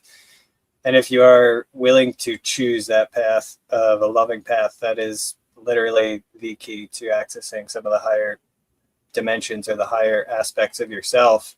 And yeah, like we were just saying before, it's like that's what a lot of these technologies, when Edgar Cayce says these record halls are not going to be open until this certain time when certain changes will come about within the human race, he's saying the exact same thing that Tesla said when he said it's difficult to give unlimited energy to limited minds. That's what he's saying. You have to have a level of maturity in order to actually be given the technology, because the technology is going to exponentially jump the consciousness up. And then when the consciousness takes a much higher leap, then much bigger technology can come out, and exponentially they both start kind of coalescing into this new Atlantis, this new golden age. So it's the very same thing. The reason why all these records were hidden in the first place is because this type of knowledge is too dangerous to be given to Kali Yuga minds, those who will create destruction out of it. It is truly unlimited power, the power of our own pineal gland, our consciousness. And that is, from what I've heard, at least from more angles than anything else, is that the real secret that makes humanity so special is that divine spark of having this source kernel of fractal piece of God basically within us that allows us to manifest things, that allows us to consciously reprogram the reality we're in. And that's something that, supposedly a lot of these other beings that we're going to be meeting in the coming years don't necessarily have, especially these reptilian type or very ones that are stuck in other types of existence. The hive minds, yeah. I was going to ask JP about this because I've heard that there's been agreements going on, like trade agreements going on, because we've had an establishment, whether people understand it or not, we're all throughout the galaxy and other places, and that there are actively trade agreements going on.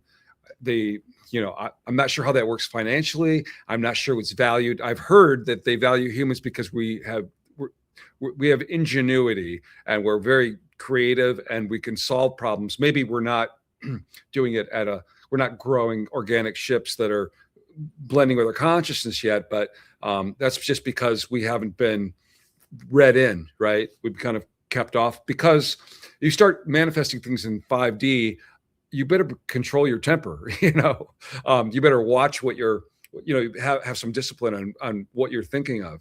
So there is a bit of an evolution between here and there, Yeah.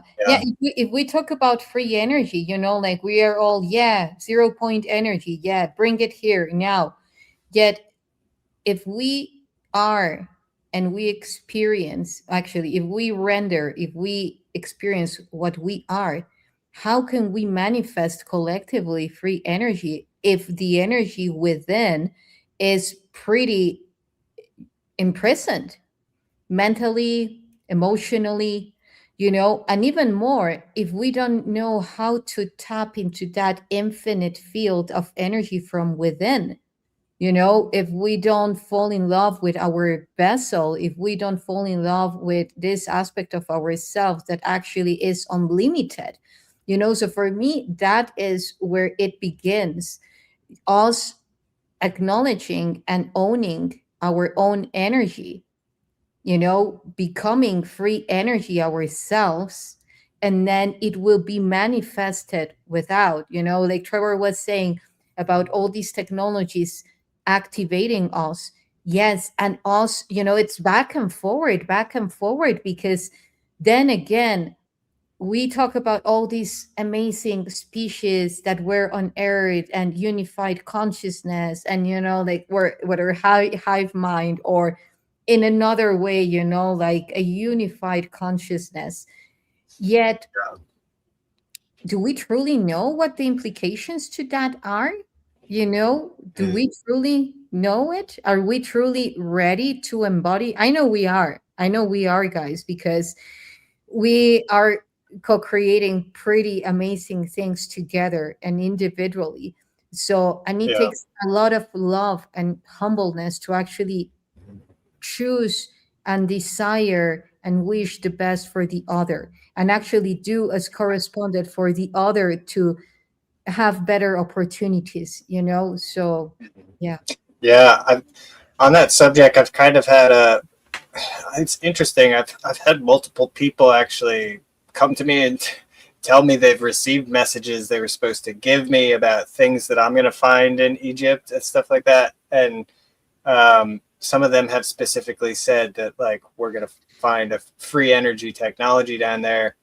And that's a big subject. It's a big controversial idea. It's free energy even possible? Well, essentially the universe itself is an over unity device. It exists. It's not nothing. And so that alone is, but not to get all philosophical, the idea is like, I want to say that this ancient technology, it solves the energy thing, you know, whether it's actually 0 point energy or it's endless renewable forms of energy that are ever present.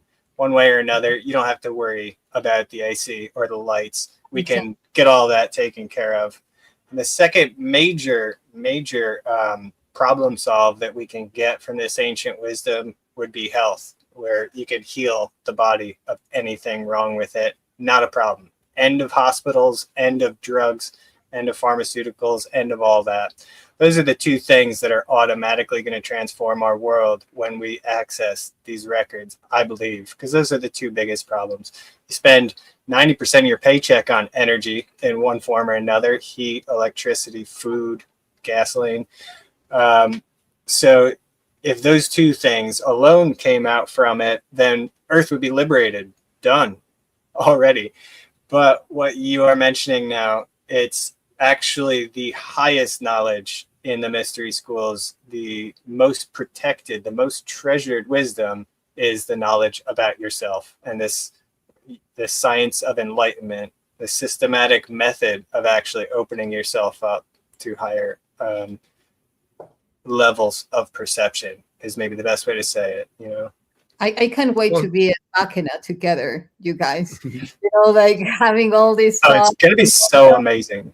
I mean, look at this. Okay, so let me just jump here. So you got, okay, divine spark, right? And we're all pieces of this divine spark, right? And so I talk about this a lot, because what makes us different is we're all equal parts of that divine spark, but you're here, I'm here, you're here. And it's our point of view. It's our location is what's different. So whenever you have a different location, you have a different point of view. That's what keeps everything from being boring. I was talking to Nassim about quantum entanglement, and I said, you know, seems to me kind of ridiculously impossible if there's distance, that if I do something here and then across light years away, it something happens, right? It seems to me it's all in one place, but the illusion is that it's all over the place. But so what this overall consciousness is that we're all a part of, this little piece, this fractal that we are of it. Our function is to be in that different illusion of location and have that different point of view, and then make it work with your different point of view.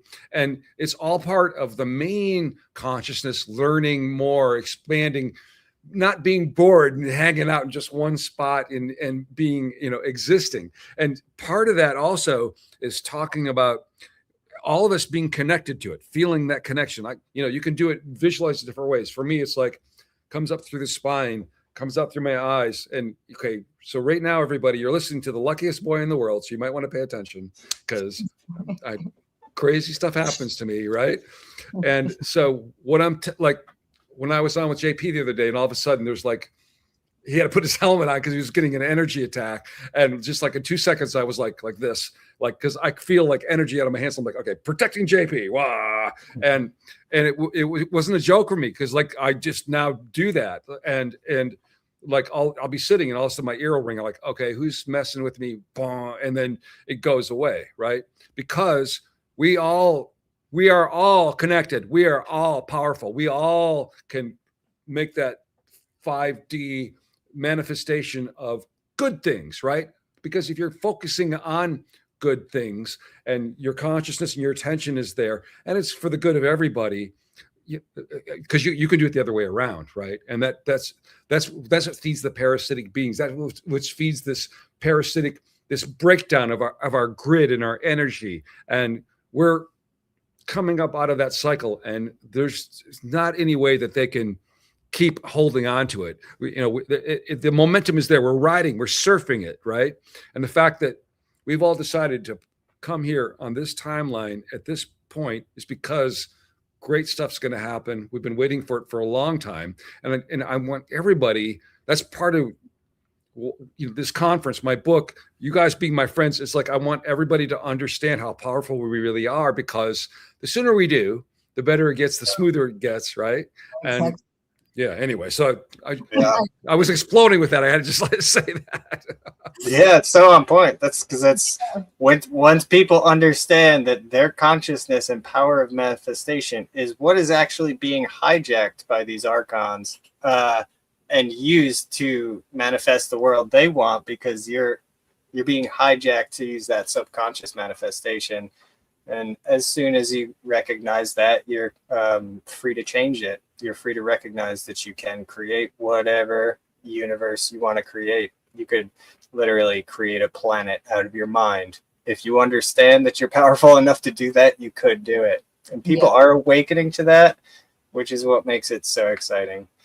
And to connect in Mackinaw too. It's going to be so exciting to do this in nature, which helps you connect to it. And I'm a mountain boy. I grew up here in the Catskill Mountains. That's my what do you call it? My standby. Yeah. Light architects, and we will be doing a lot of light architecture there together. Every time that we get together, we co-create all these amazing things, call it from the ethers, and bring it into this manifestation, because we're actually connected heart to heart. Yes, there is a purpose, yet that very same purpose, it's connected to higher truths. And I think that one of the things that we all share here is that we put our best interests to that mission, and that mission is not coming from a space of ego. The engine that is actually moving that purpose, it's again higher truths. Being happy, sharing with the people that we love, having fun while we do it, while we achieve our missions, because we love our missions. We all are here very passionate about our missions. And for me, it's super important for people to actually see this, actually you can have fun doing what you love. This is why we came here for. It's not like Trevor one day said, I need to go to the pyramids. I cannot imagine him. Or Frank, or even I have to go to Earth. I didn't mind that either. Yeah, exactly. I'll do it. I'll do an incarnation on Earth. Why not? It's going to be an exciting time. So Frank is going to be there. Yeah, Trevor is going to be there. Okay, I'm coming. JP. All right. It's like, okay, let's go. Let's go. But these things do happen. This is why so many of us who were here in the past have come back at this time, and why it's such an exciting time for that. Absolutely. Well, okay, so we have remarkable people, today, JP, all of us, right? We've seen incredible things, right? But what I want to say to anybody watching this is that every day, everything you do is really important. Like when you hold the door open for somebody, you pick up a piece of litter off the ground, you call somebody you haven't heard from for a while, you might be struggling. All those little things send out ripples. And you are just as important to the fabric of the universe as anybody else. And when you exercise that love and that intention of caring and that feeling of agency over taking care of the people and the environment around you, and the animals and the plants, and even just smiling, and doing something unexpected for somebody, paying it forward, all of those little things are really important. The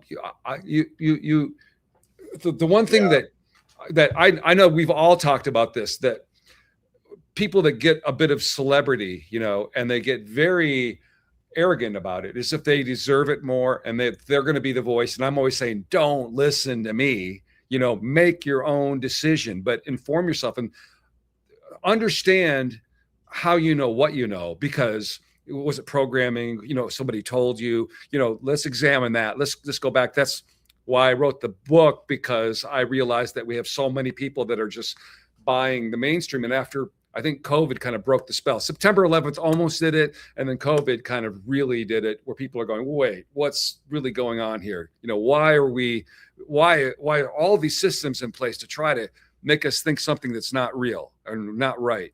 And it's because it's okay. So individually, yeah, it's really important. And all the things that we do are really important, but together we create a field. So the more of us that understand this and act in a way that we're with intention about creating an environment, an earth, and a society and a culture and a civilization that's beautiful and benevolent, we will be able to connect with our galactic families that are in that vibration already. Also, not just galactic, but they're dimensional. There are a lot of different things that maybe a lot of us don't understand yet. But JP is a very basic dude. He's not a physicist. He's not. We talk quantum physics. He's gonna sense it. He's not gonna think of it in a mathematic way, right? But he's gonna feel it in his gut, right? Like, oh, this is right. This feels good. But he will walk into these really advanced, society, civilizations, and just they'll connect and bond with him and feel at home in a way that that his commanding officers get a little bit pissed off about. There's been situations where they get a little bit upset because the Ant King wants to talk to JP and not the guy who's in charge, right? So that's what I'm saying is like JP is like a really good example of somebody like when he speaks, he's not speaking in a super high level, intelligent, articulate way, because he speaks a bunch of languages too, but he's just a dude, man. He's just a basic dude. And he's not like a fantasy science fiction writer. So when he's telling you about talking to like I was in Yssah, you were with us that night, and we're in a restaurant. I'm showing them a picture of one of the handbags that I have. And it had this aquatic looking like a humanoid with fins and stuff. And he was like, oh yeah, that dude's like this big. And he stands up and like, he wasn't like giving me a biology lesson or whatever. He was just like reacting viscerally, like the way somebody would like, yeah, they're like really big. They're this tall, So what I'm saying is like, we tend to always try to put somebody up like as a celebrity or an authority figure or a priest, and we're going to listen to them. What the power is going to come from is like getting our own feeling in our own gut. And what you hang around JP and Emery, both those guys are all about their gut, and you see Emery on TV, you don't get this at all. But when you see him in person, the guy is just like, he's reading your energy. He's talking about, like first time I saw him by myself, he like walked in and he went, dude, turn it down. He goes, your aura is bigger than Sedona right now. And I was like, okay, okay. I don't know what that means, but I'll work on that. Okay. But so, I met him at Contact in the Desert 2019, and it was like at the end of everything, and I just had like 2 seconds. I think he was running out, but he just gave me a huge hug out of nowhere. He's just like, oh, okay. It's really, really sweet guy. Yeah, they are super sweet, and that's what we were saying about the heart. It's and including you, and I do my best, to always remain in the heart, because it's our nature, and it's our compass. And this is one of the things that I love the most, that it's connecting with your inner child. It is that capability of mesmerizing yourself with everything that you're experiencing every time that you say, Frank, that you're the luckiest boy in the world. is that, that capability of, wow, it's like, I'm doing this and I'm experiencing this. And I believe and I know and I feel that we shall never lose that, because once we lose that, we are not anymore that white canvas. We're already drawn upon, and the magic of the white canvas is that you can put whatever you want, and because you continue renewing yourself. And I feel that this is something that all ancient texts talk about, is that purity, that sacredness of that is capable to bring any type of creation from within. So yeah, let's bring our toys and let's play together there, right? Yeah. Is it beach, Frank? By the way, you have a flyer here that I want to share. By the way, I don't Okay. want. Well, I was just going to show that's the location. Okay. That's the campground, and it's a mile of shoreline on the Straits of Mackinaw. And it's getting to be really rare that, like, myself and a couple brothers can own a property like this. I mean, we have private equity firms coming at us, wanting to throw money at it, but it's like we'd rather work really hard so that, tens of thousands of people could come and have a beautiful time and connect with nature. That's why my parents, that's what they wanted. They wanted to have a place where people could come, get together, connect with each other, connect with nature in a setting like this. And, it would be so easy to take the money and run, because, you got to deal with every person's, bad review online and complaint and blah, blah. And, you will feel it when you come here. I mean, I started energy work on this place like 30 years ago. And so along with it's in a place where the energy is where it's convergence of energy coming through here. But also there's I know you've been building up the sacred geometry crystal grids, the cement, burying this beautiful blessings and things in the form of sacred geometry all over the place. I know you've been putting a lot of your energy into it. You will see little things, like you walk around and you'll see, why is there a dodecahedron hidden up inside of that thing up in there? You're like, what is that? There's little things like that around. But I always said, the more dodecahedrons, the better. Can't go wrong. There is nothing like too many dodecahedrons, right? No such thing. That came from Dr. Lydia and Arturo. One of the guys that they had trained was working with me on some energy stuff. And so let me grab a flyer and put it. Well, actually, just look, my Mortals of Earth. If you just go to mortalsofearth.com, you can look. There's the link for the conference. It has all the speakers. And we are, like I said, I love conferences. I love meeting people. I love the information, but this is not like any other conference you've ever been to. And I'm hoping that, it's beyond when you've got this mix of people and the information, like Trevor was saying, like he's got so many things to pick from. It's hard for him to pick like what he's going to talk about. Same thing, with me, I've got interviews with Muhammad Ibrahim and William Brown and the woman that wrote Petroglyphs of Mu that I met on Easter Island, and stuff that's all kind of still we haven't brought out yet. And we've got all the footage from this incredible find that we had in Mexico, and then Piedras Negras in the jungle, and then the labyrinth in just down the river, right? And along with what Trevor's just been finding recently, using other technology in Egypt and with other friends. And then also we have a way of, there's two ways now of decoding some of this stuff that Trevor is actually brought to my attention. One is Vita Austin. She's basically making a alphabet of, a library of the Akashic records, the language of it, which is, I don't know what form that will take when she's ultimately done with it, but it sounds like she's done thousands and thousands of these slides. And then I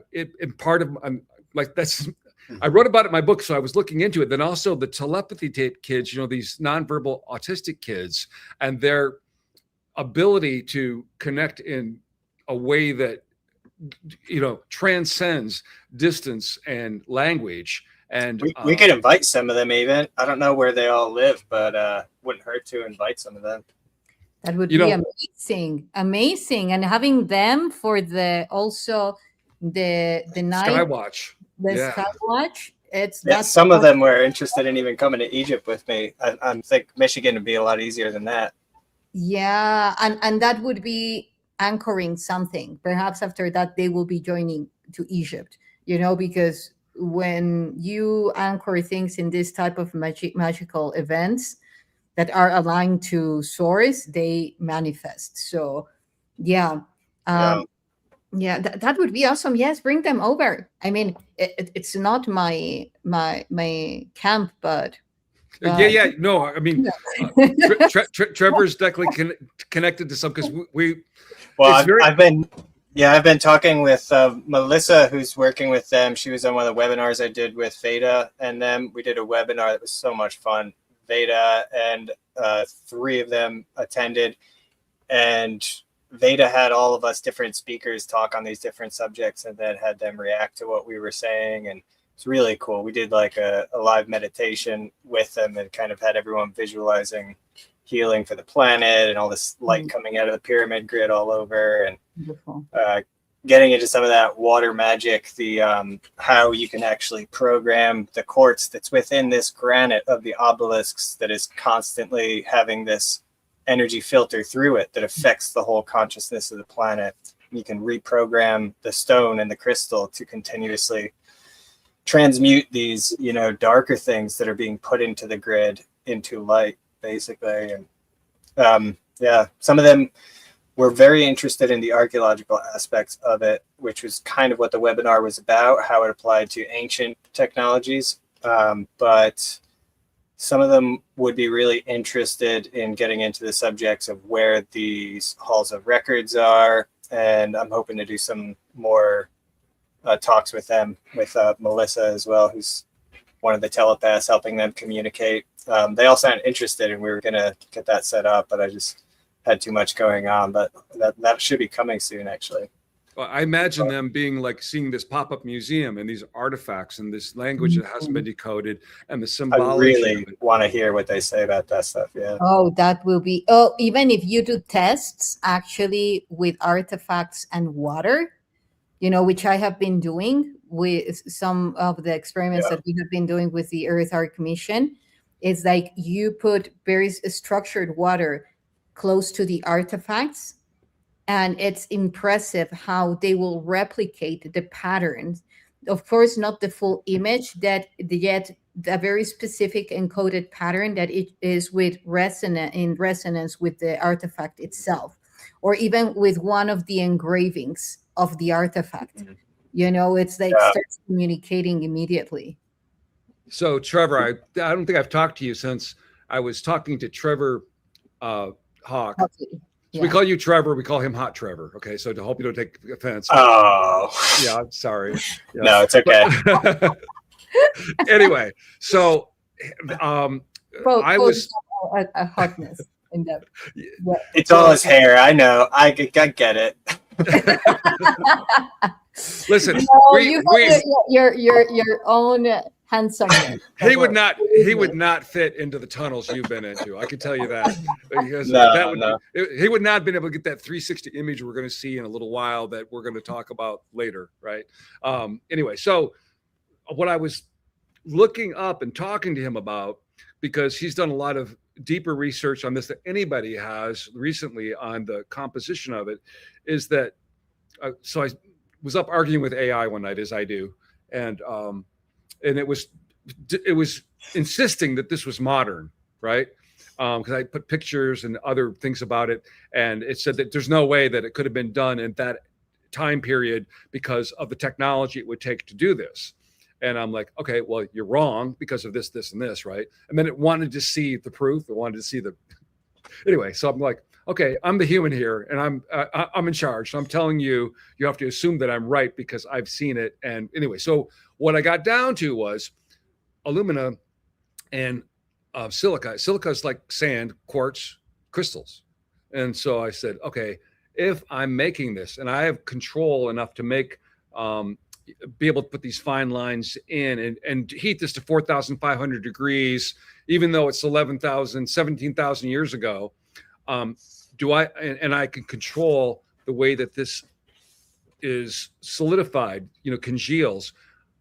Can I keep the crystalline form to it? Can I tune the crystals? Can I make this like a crystalline object that's kind of a manufactured for specific resonance, a purpose, blah, blah, blah. And it was like, oh yeah. It was like, it didn't argue with me about that at all. So I think I have, with now that we're able to measure, like we get these nonverbal autistic kids to look at this, we've got technologies now to be able to measure energies we haven't been able to before.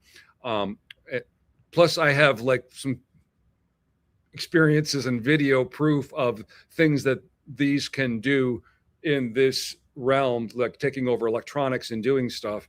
I think that we have many halls of records around us, right? And with these children being able to read probably Akashic, with Vita Austin getting a language for us, these coming to light, these crystal tablets and crystal skulls, calcite, whatever. Marcel Vogel showed us, like, just by rubbing and blowing on them, we can clear them and we can affect them. So encoding is not something that has to be done from the manufacturing point up. It can be done afterwards.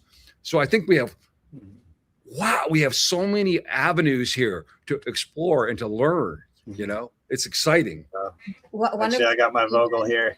Oh, one of the experiments that's beautiful that we at some point said to or plan to do with the Bugasphere is, like one of those tablets that you have, Frank, that has the circuitry code, that has very specific materials as inlays, and also the very same geopolymer itself, but then also it might have incrustations of this alloy, this metal alloy, orichalcum, because we are going to try them next to the Bugasphere along with cables to see, and other type of testings to see how it responds, putting it to the frequency generator and stimulating the frequency that it's coming from the very same organic material of the tablet, to see the optical axis of the very same artifact and see how it can actually generate the frequencies, and see how it stimulates the Bugasphere. Other type of experiments that I'm also working on, but some of them have already given, like a very good feedback, like the sphere communicating with me through the CT scan, giving the same frequency that I translated. I talked about this in Sedona, like giving me the same pattern through the frequency that I decoded from the sphere itself, and the one that it gave away in the CT scan. It was telling me, like, yes. I was talking to David about that. I would really like to know if they could get a light-proof photon sensing room to see what it's emitting for photons, because I bet if it's going to emulate your frequency in the CT scan, because you have a biophotonic imprint as well, it might be able to mirror that. Because you're just talking about the Bugasphere, my buddy. Okay, so I showed this the other day, but this was out of a rock in Mexico, and it's got the Buga pattern, right? But the strangest thing was, it had this half moon on it, just like the Bugasphere has as well.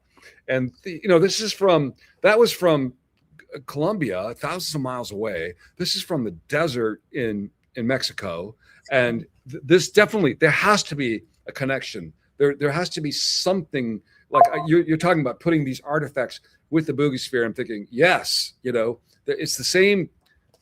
It ties together. I mean, in graphics, I don't know what these graphics mean yet, but okay. In my little square here, see this little thing, everybody? Yeah.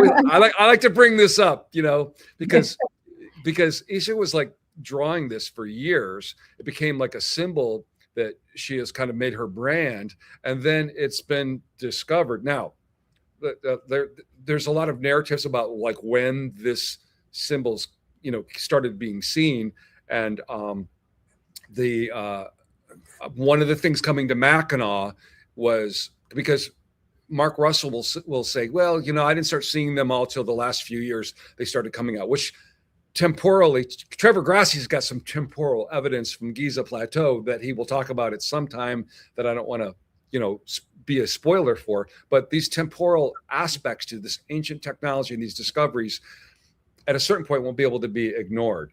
But let me so one of the things coming to Mackinaw was in this man's his father-in-law's drawer, locked away for 40 years. Nobody had opened it. He passed away. They opened it up and it had the Booga things on it. So I said, okay, well, that means, temporally 40 years ago, he stuck that into a drawer.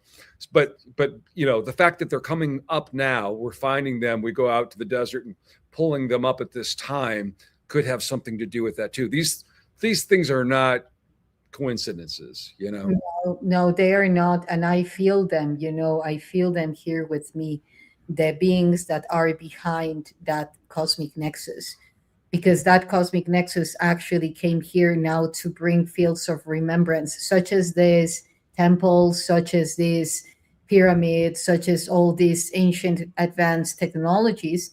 They are here. Every time that we see that code, every time that we see that pattern, it is activating within our DNA the very same memories that are connecting to that primordial field before the younger Dryas. This is what they have been telling me. It's like for us to remember our reality. This is why if you have seen the speech in every one of us in this, like most of us has changed in a way that every time that they ask, what do you think is going to happen? Before it was like, dude, it's looking like the worst, I'm sorry to tell. I don't want to say it. I love the earth. I want the best for the earth, but it's looking like kind of bad. And now the speech is, and not that the speech is like, whatever is going to happen is whatever we choose it to be, because we are that powerful. So you can already see that the timelines are way not influenced by any type of technologies that are or beings that are trying to control it. No, like we remembered the game. That's the thing. We remembered the game. So yeah. Well, so anyway, I just want to, because I want to let you guys go because I know we all have important work to do. But I want to just thank you for making this happen, Yssah. I'm so grateful. And you guys, it's going to be such a gift to have you here, to be able to have your energy in this place and to be able to welcome you and to introduce you to my family and my staff and the people here and the and the Charlie. Oh, the Charlie, yes. It's all for the Charlie. Yeah. Yes. So before we go again, so if you can't come, you can participate online. We're going to broadcast globally, everything, all the moments. We'll try to get him some of the campfire discussions and the Skywatch will do, we're going to have some night vision goggles. See maybe if we can get them plugged into something, we can broadcast that as well. That will unlock and show us some of the plasma beings and some of the things that are cloaked as well, because they want to come to the party and, they can't always make themselves seen, so we'll be able to look at them. But so if you want to use, well, at this point, we don't have a Trevor code. We have an Yssah code. So if you go on and you can't come, you just click on, online, and then you can get 10% off and just put Yssah and and participate that way. But if you can come, please come. Yeah. Yes. Write that Yssah, and get your tickets. To be an amazing. I know that perhaps due to many reasons, people might be thinking about it or are about to purchase their ticket. This is going to be a transcendental experience. I don't see they say this, like easily. If I'm saying this with this certainty, is because I know the amount of effort, the amount of love that has been put on this event, and that can only lead to amazing outcomes. Not to mention the amount of love that everyone that is coming is planting on the event itself, not because only we are doing something that we're passionate about, which is uh, sharing the information that we have been researching, that we have remembering, and so forth. It's also because we love Frank. And for me, and I know that I'm kind of speaking for Trevor as well, and not just feel free to correct me yet. Of Uh, course. it's such a pleasure and a joy from the heart just to share with him and be together, and such an honor to be being called to this event, and do Yeah. be wherever we are being called to, because this is going to be huge.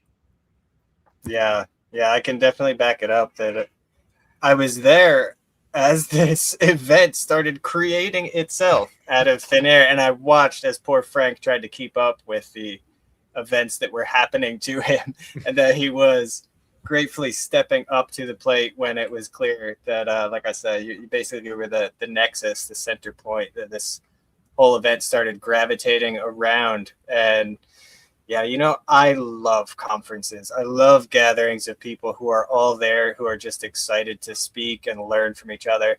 I'm obviously, it's one of my central core tenets is really community building and getting everyone's input. I'm always so fascinated to hear, especially from the people who are actually furthest from my own personal perspective, so I can expand my own personal perspective. But in this case, it's just really, to me, one of the biggest real points is that, these things always happen in these big square hotels that are really kind of dead architecture and things like that. And the hotel has never really been the ideal location for something like this. To get on the shores of the water, to be close, it's always about water, being right on a lake, being able to camp, getting all of this range of price levels, depending on your affordability.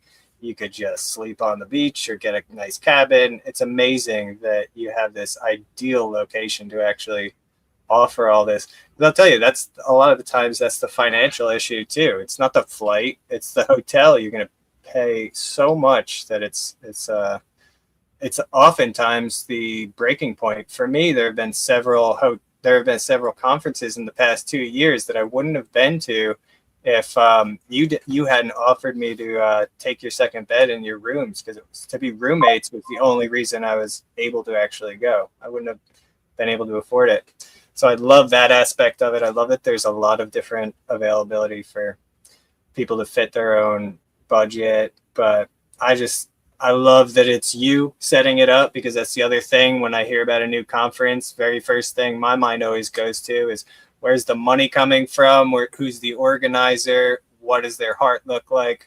What are they in it for? Obviously, with this one, I didn't have to worry about any of that. And it was really funny. Like, I don't know, like I said, this is my second conference. I've done a couple little guest appearances here and there, but I've only given one real conference presentation before. And I've really said no to a lot of them, only because things are really busy and I'm focusing on trying to catch up on these films. But it's kind of a relief with this one to just know that it was you, because I was like, oh, okay, it's Frank. There's no way I'm not going. I think a lot of people feel that way. Everyone really feels your energy, Frank, and knows you're the best. And you, of course, as well, Yssah. It's very clear from the lineup exactly what type of vibe it's going to be. And I think that's the selling point in itself. All these factors are going to make this absolutely nothing like any other conference that has ever happened. And that's my kind of thing. Yeah, definitely. Thank you. Thank you both so much for all the work you're doing. I really appreciate it. Just so happy, excited to be part of it. And excited to see the property. Sorry, what did you say? Excited to see the property finally, too, after all I've heard about it. Yes. Well, thank you to you too, Trevor, as well, for all the hard work and the information that you're putting out there. It's truly remarkable. both of you, like your book, Frank, and you, Trevor, everything that you're doing. It's truly courageous. And I'm telling you this as someone who is in the field and saying when is the right moment to put out information. When you have loads of information that you have to put out there that are not only related to you, yet have a lot of implications, and knowing the right time when to put them out and in which way, that is truly, again, remarkable. And also because of the quality of the information. This is huge. And it's bringing a lot of awareness to the world. So thank you both for doing that. And yeah, I'm also super lucky, being with you both and with all the beautiful soul family galactic tribe that it's going to be there. Emery. Mm-hmm. Yeah. Yeah. How about Danny over there? My vibes. Yeah. Yeah, exactly. A lot of the attendees, not just the speakers, but even a lot of the attendees I know are going to be really special people. Exactly.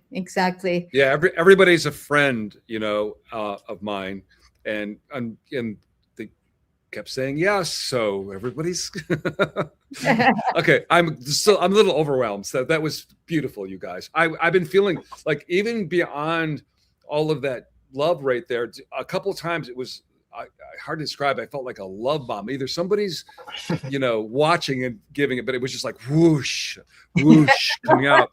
And so I was just kind of like helping to, if you're watching this, hopefully you could feel it, because I'm like trying to reflect it back to everybody watching. I could just, there is a lot of something, support and something happening here.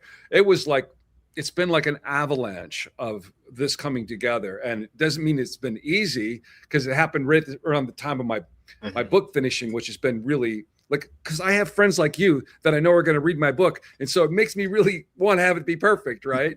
And Trevor watched me in several like amazing locations up all night working on the book while he's out checking out pyramids. I know, I was trying to get him to come to the Tula Pyramid.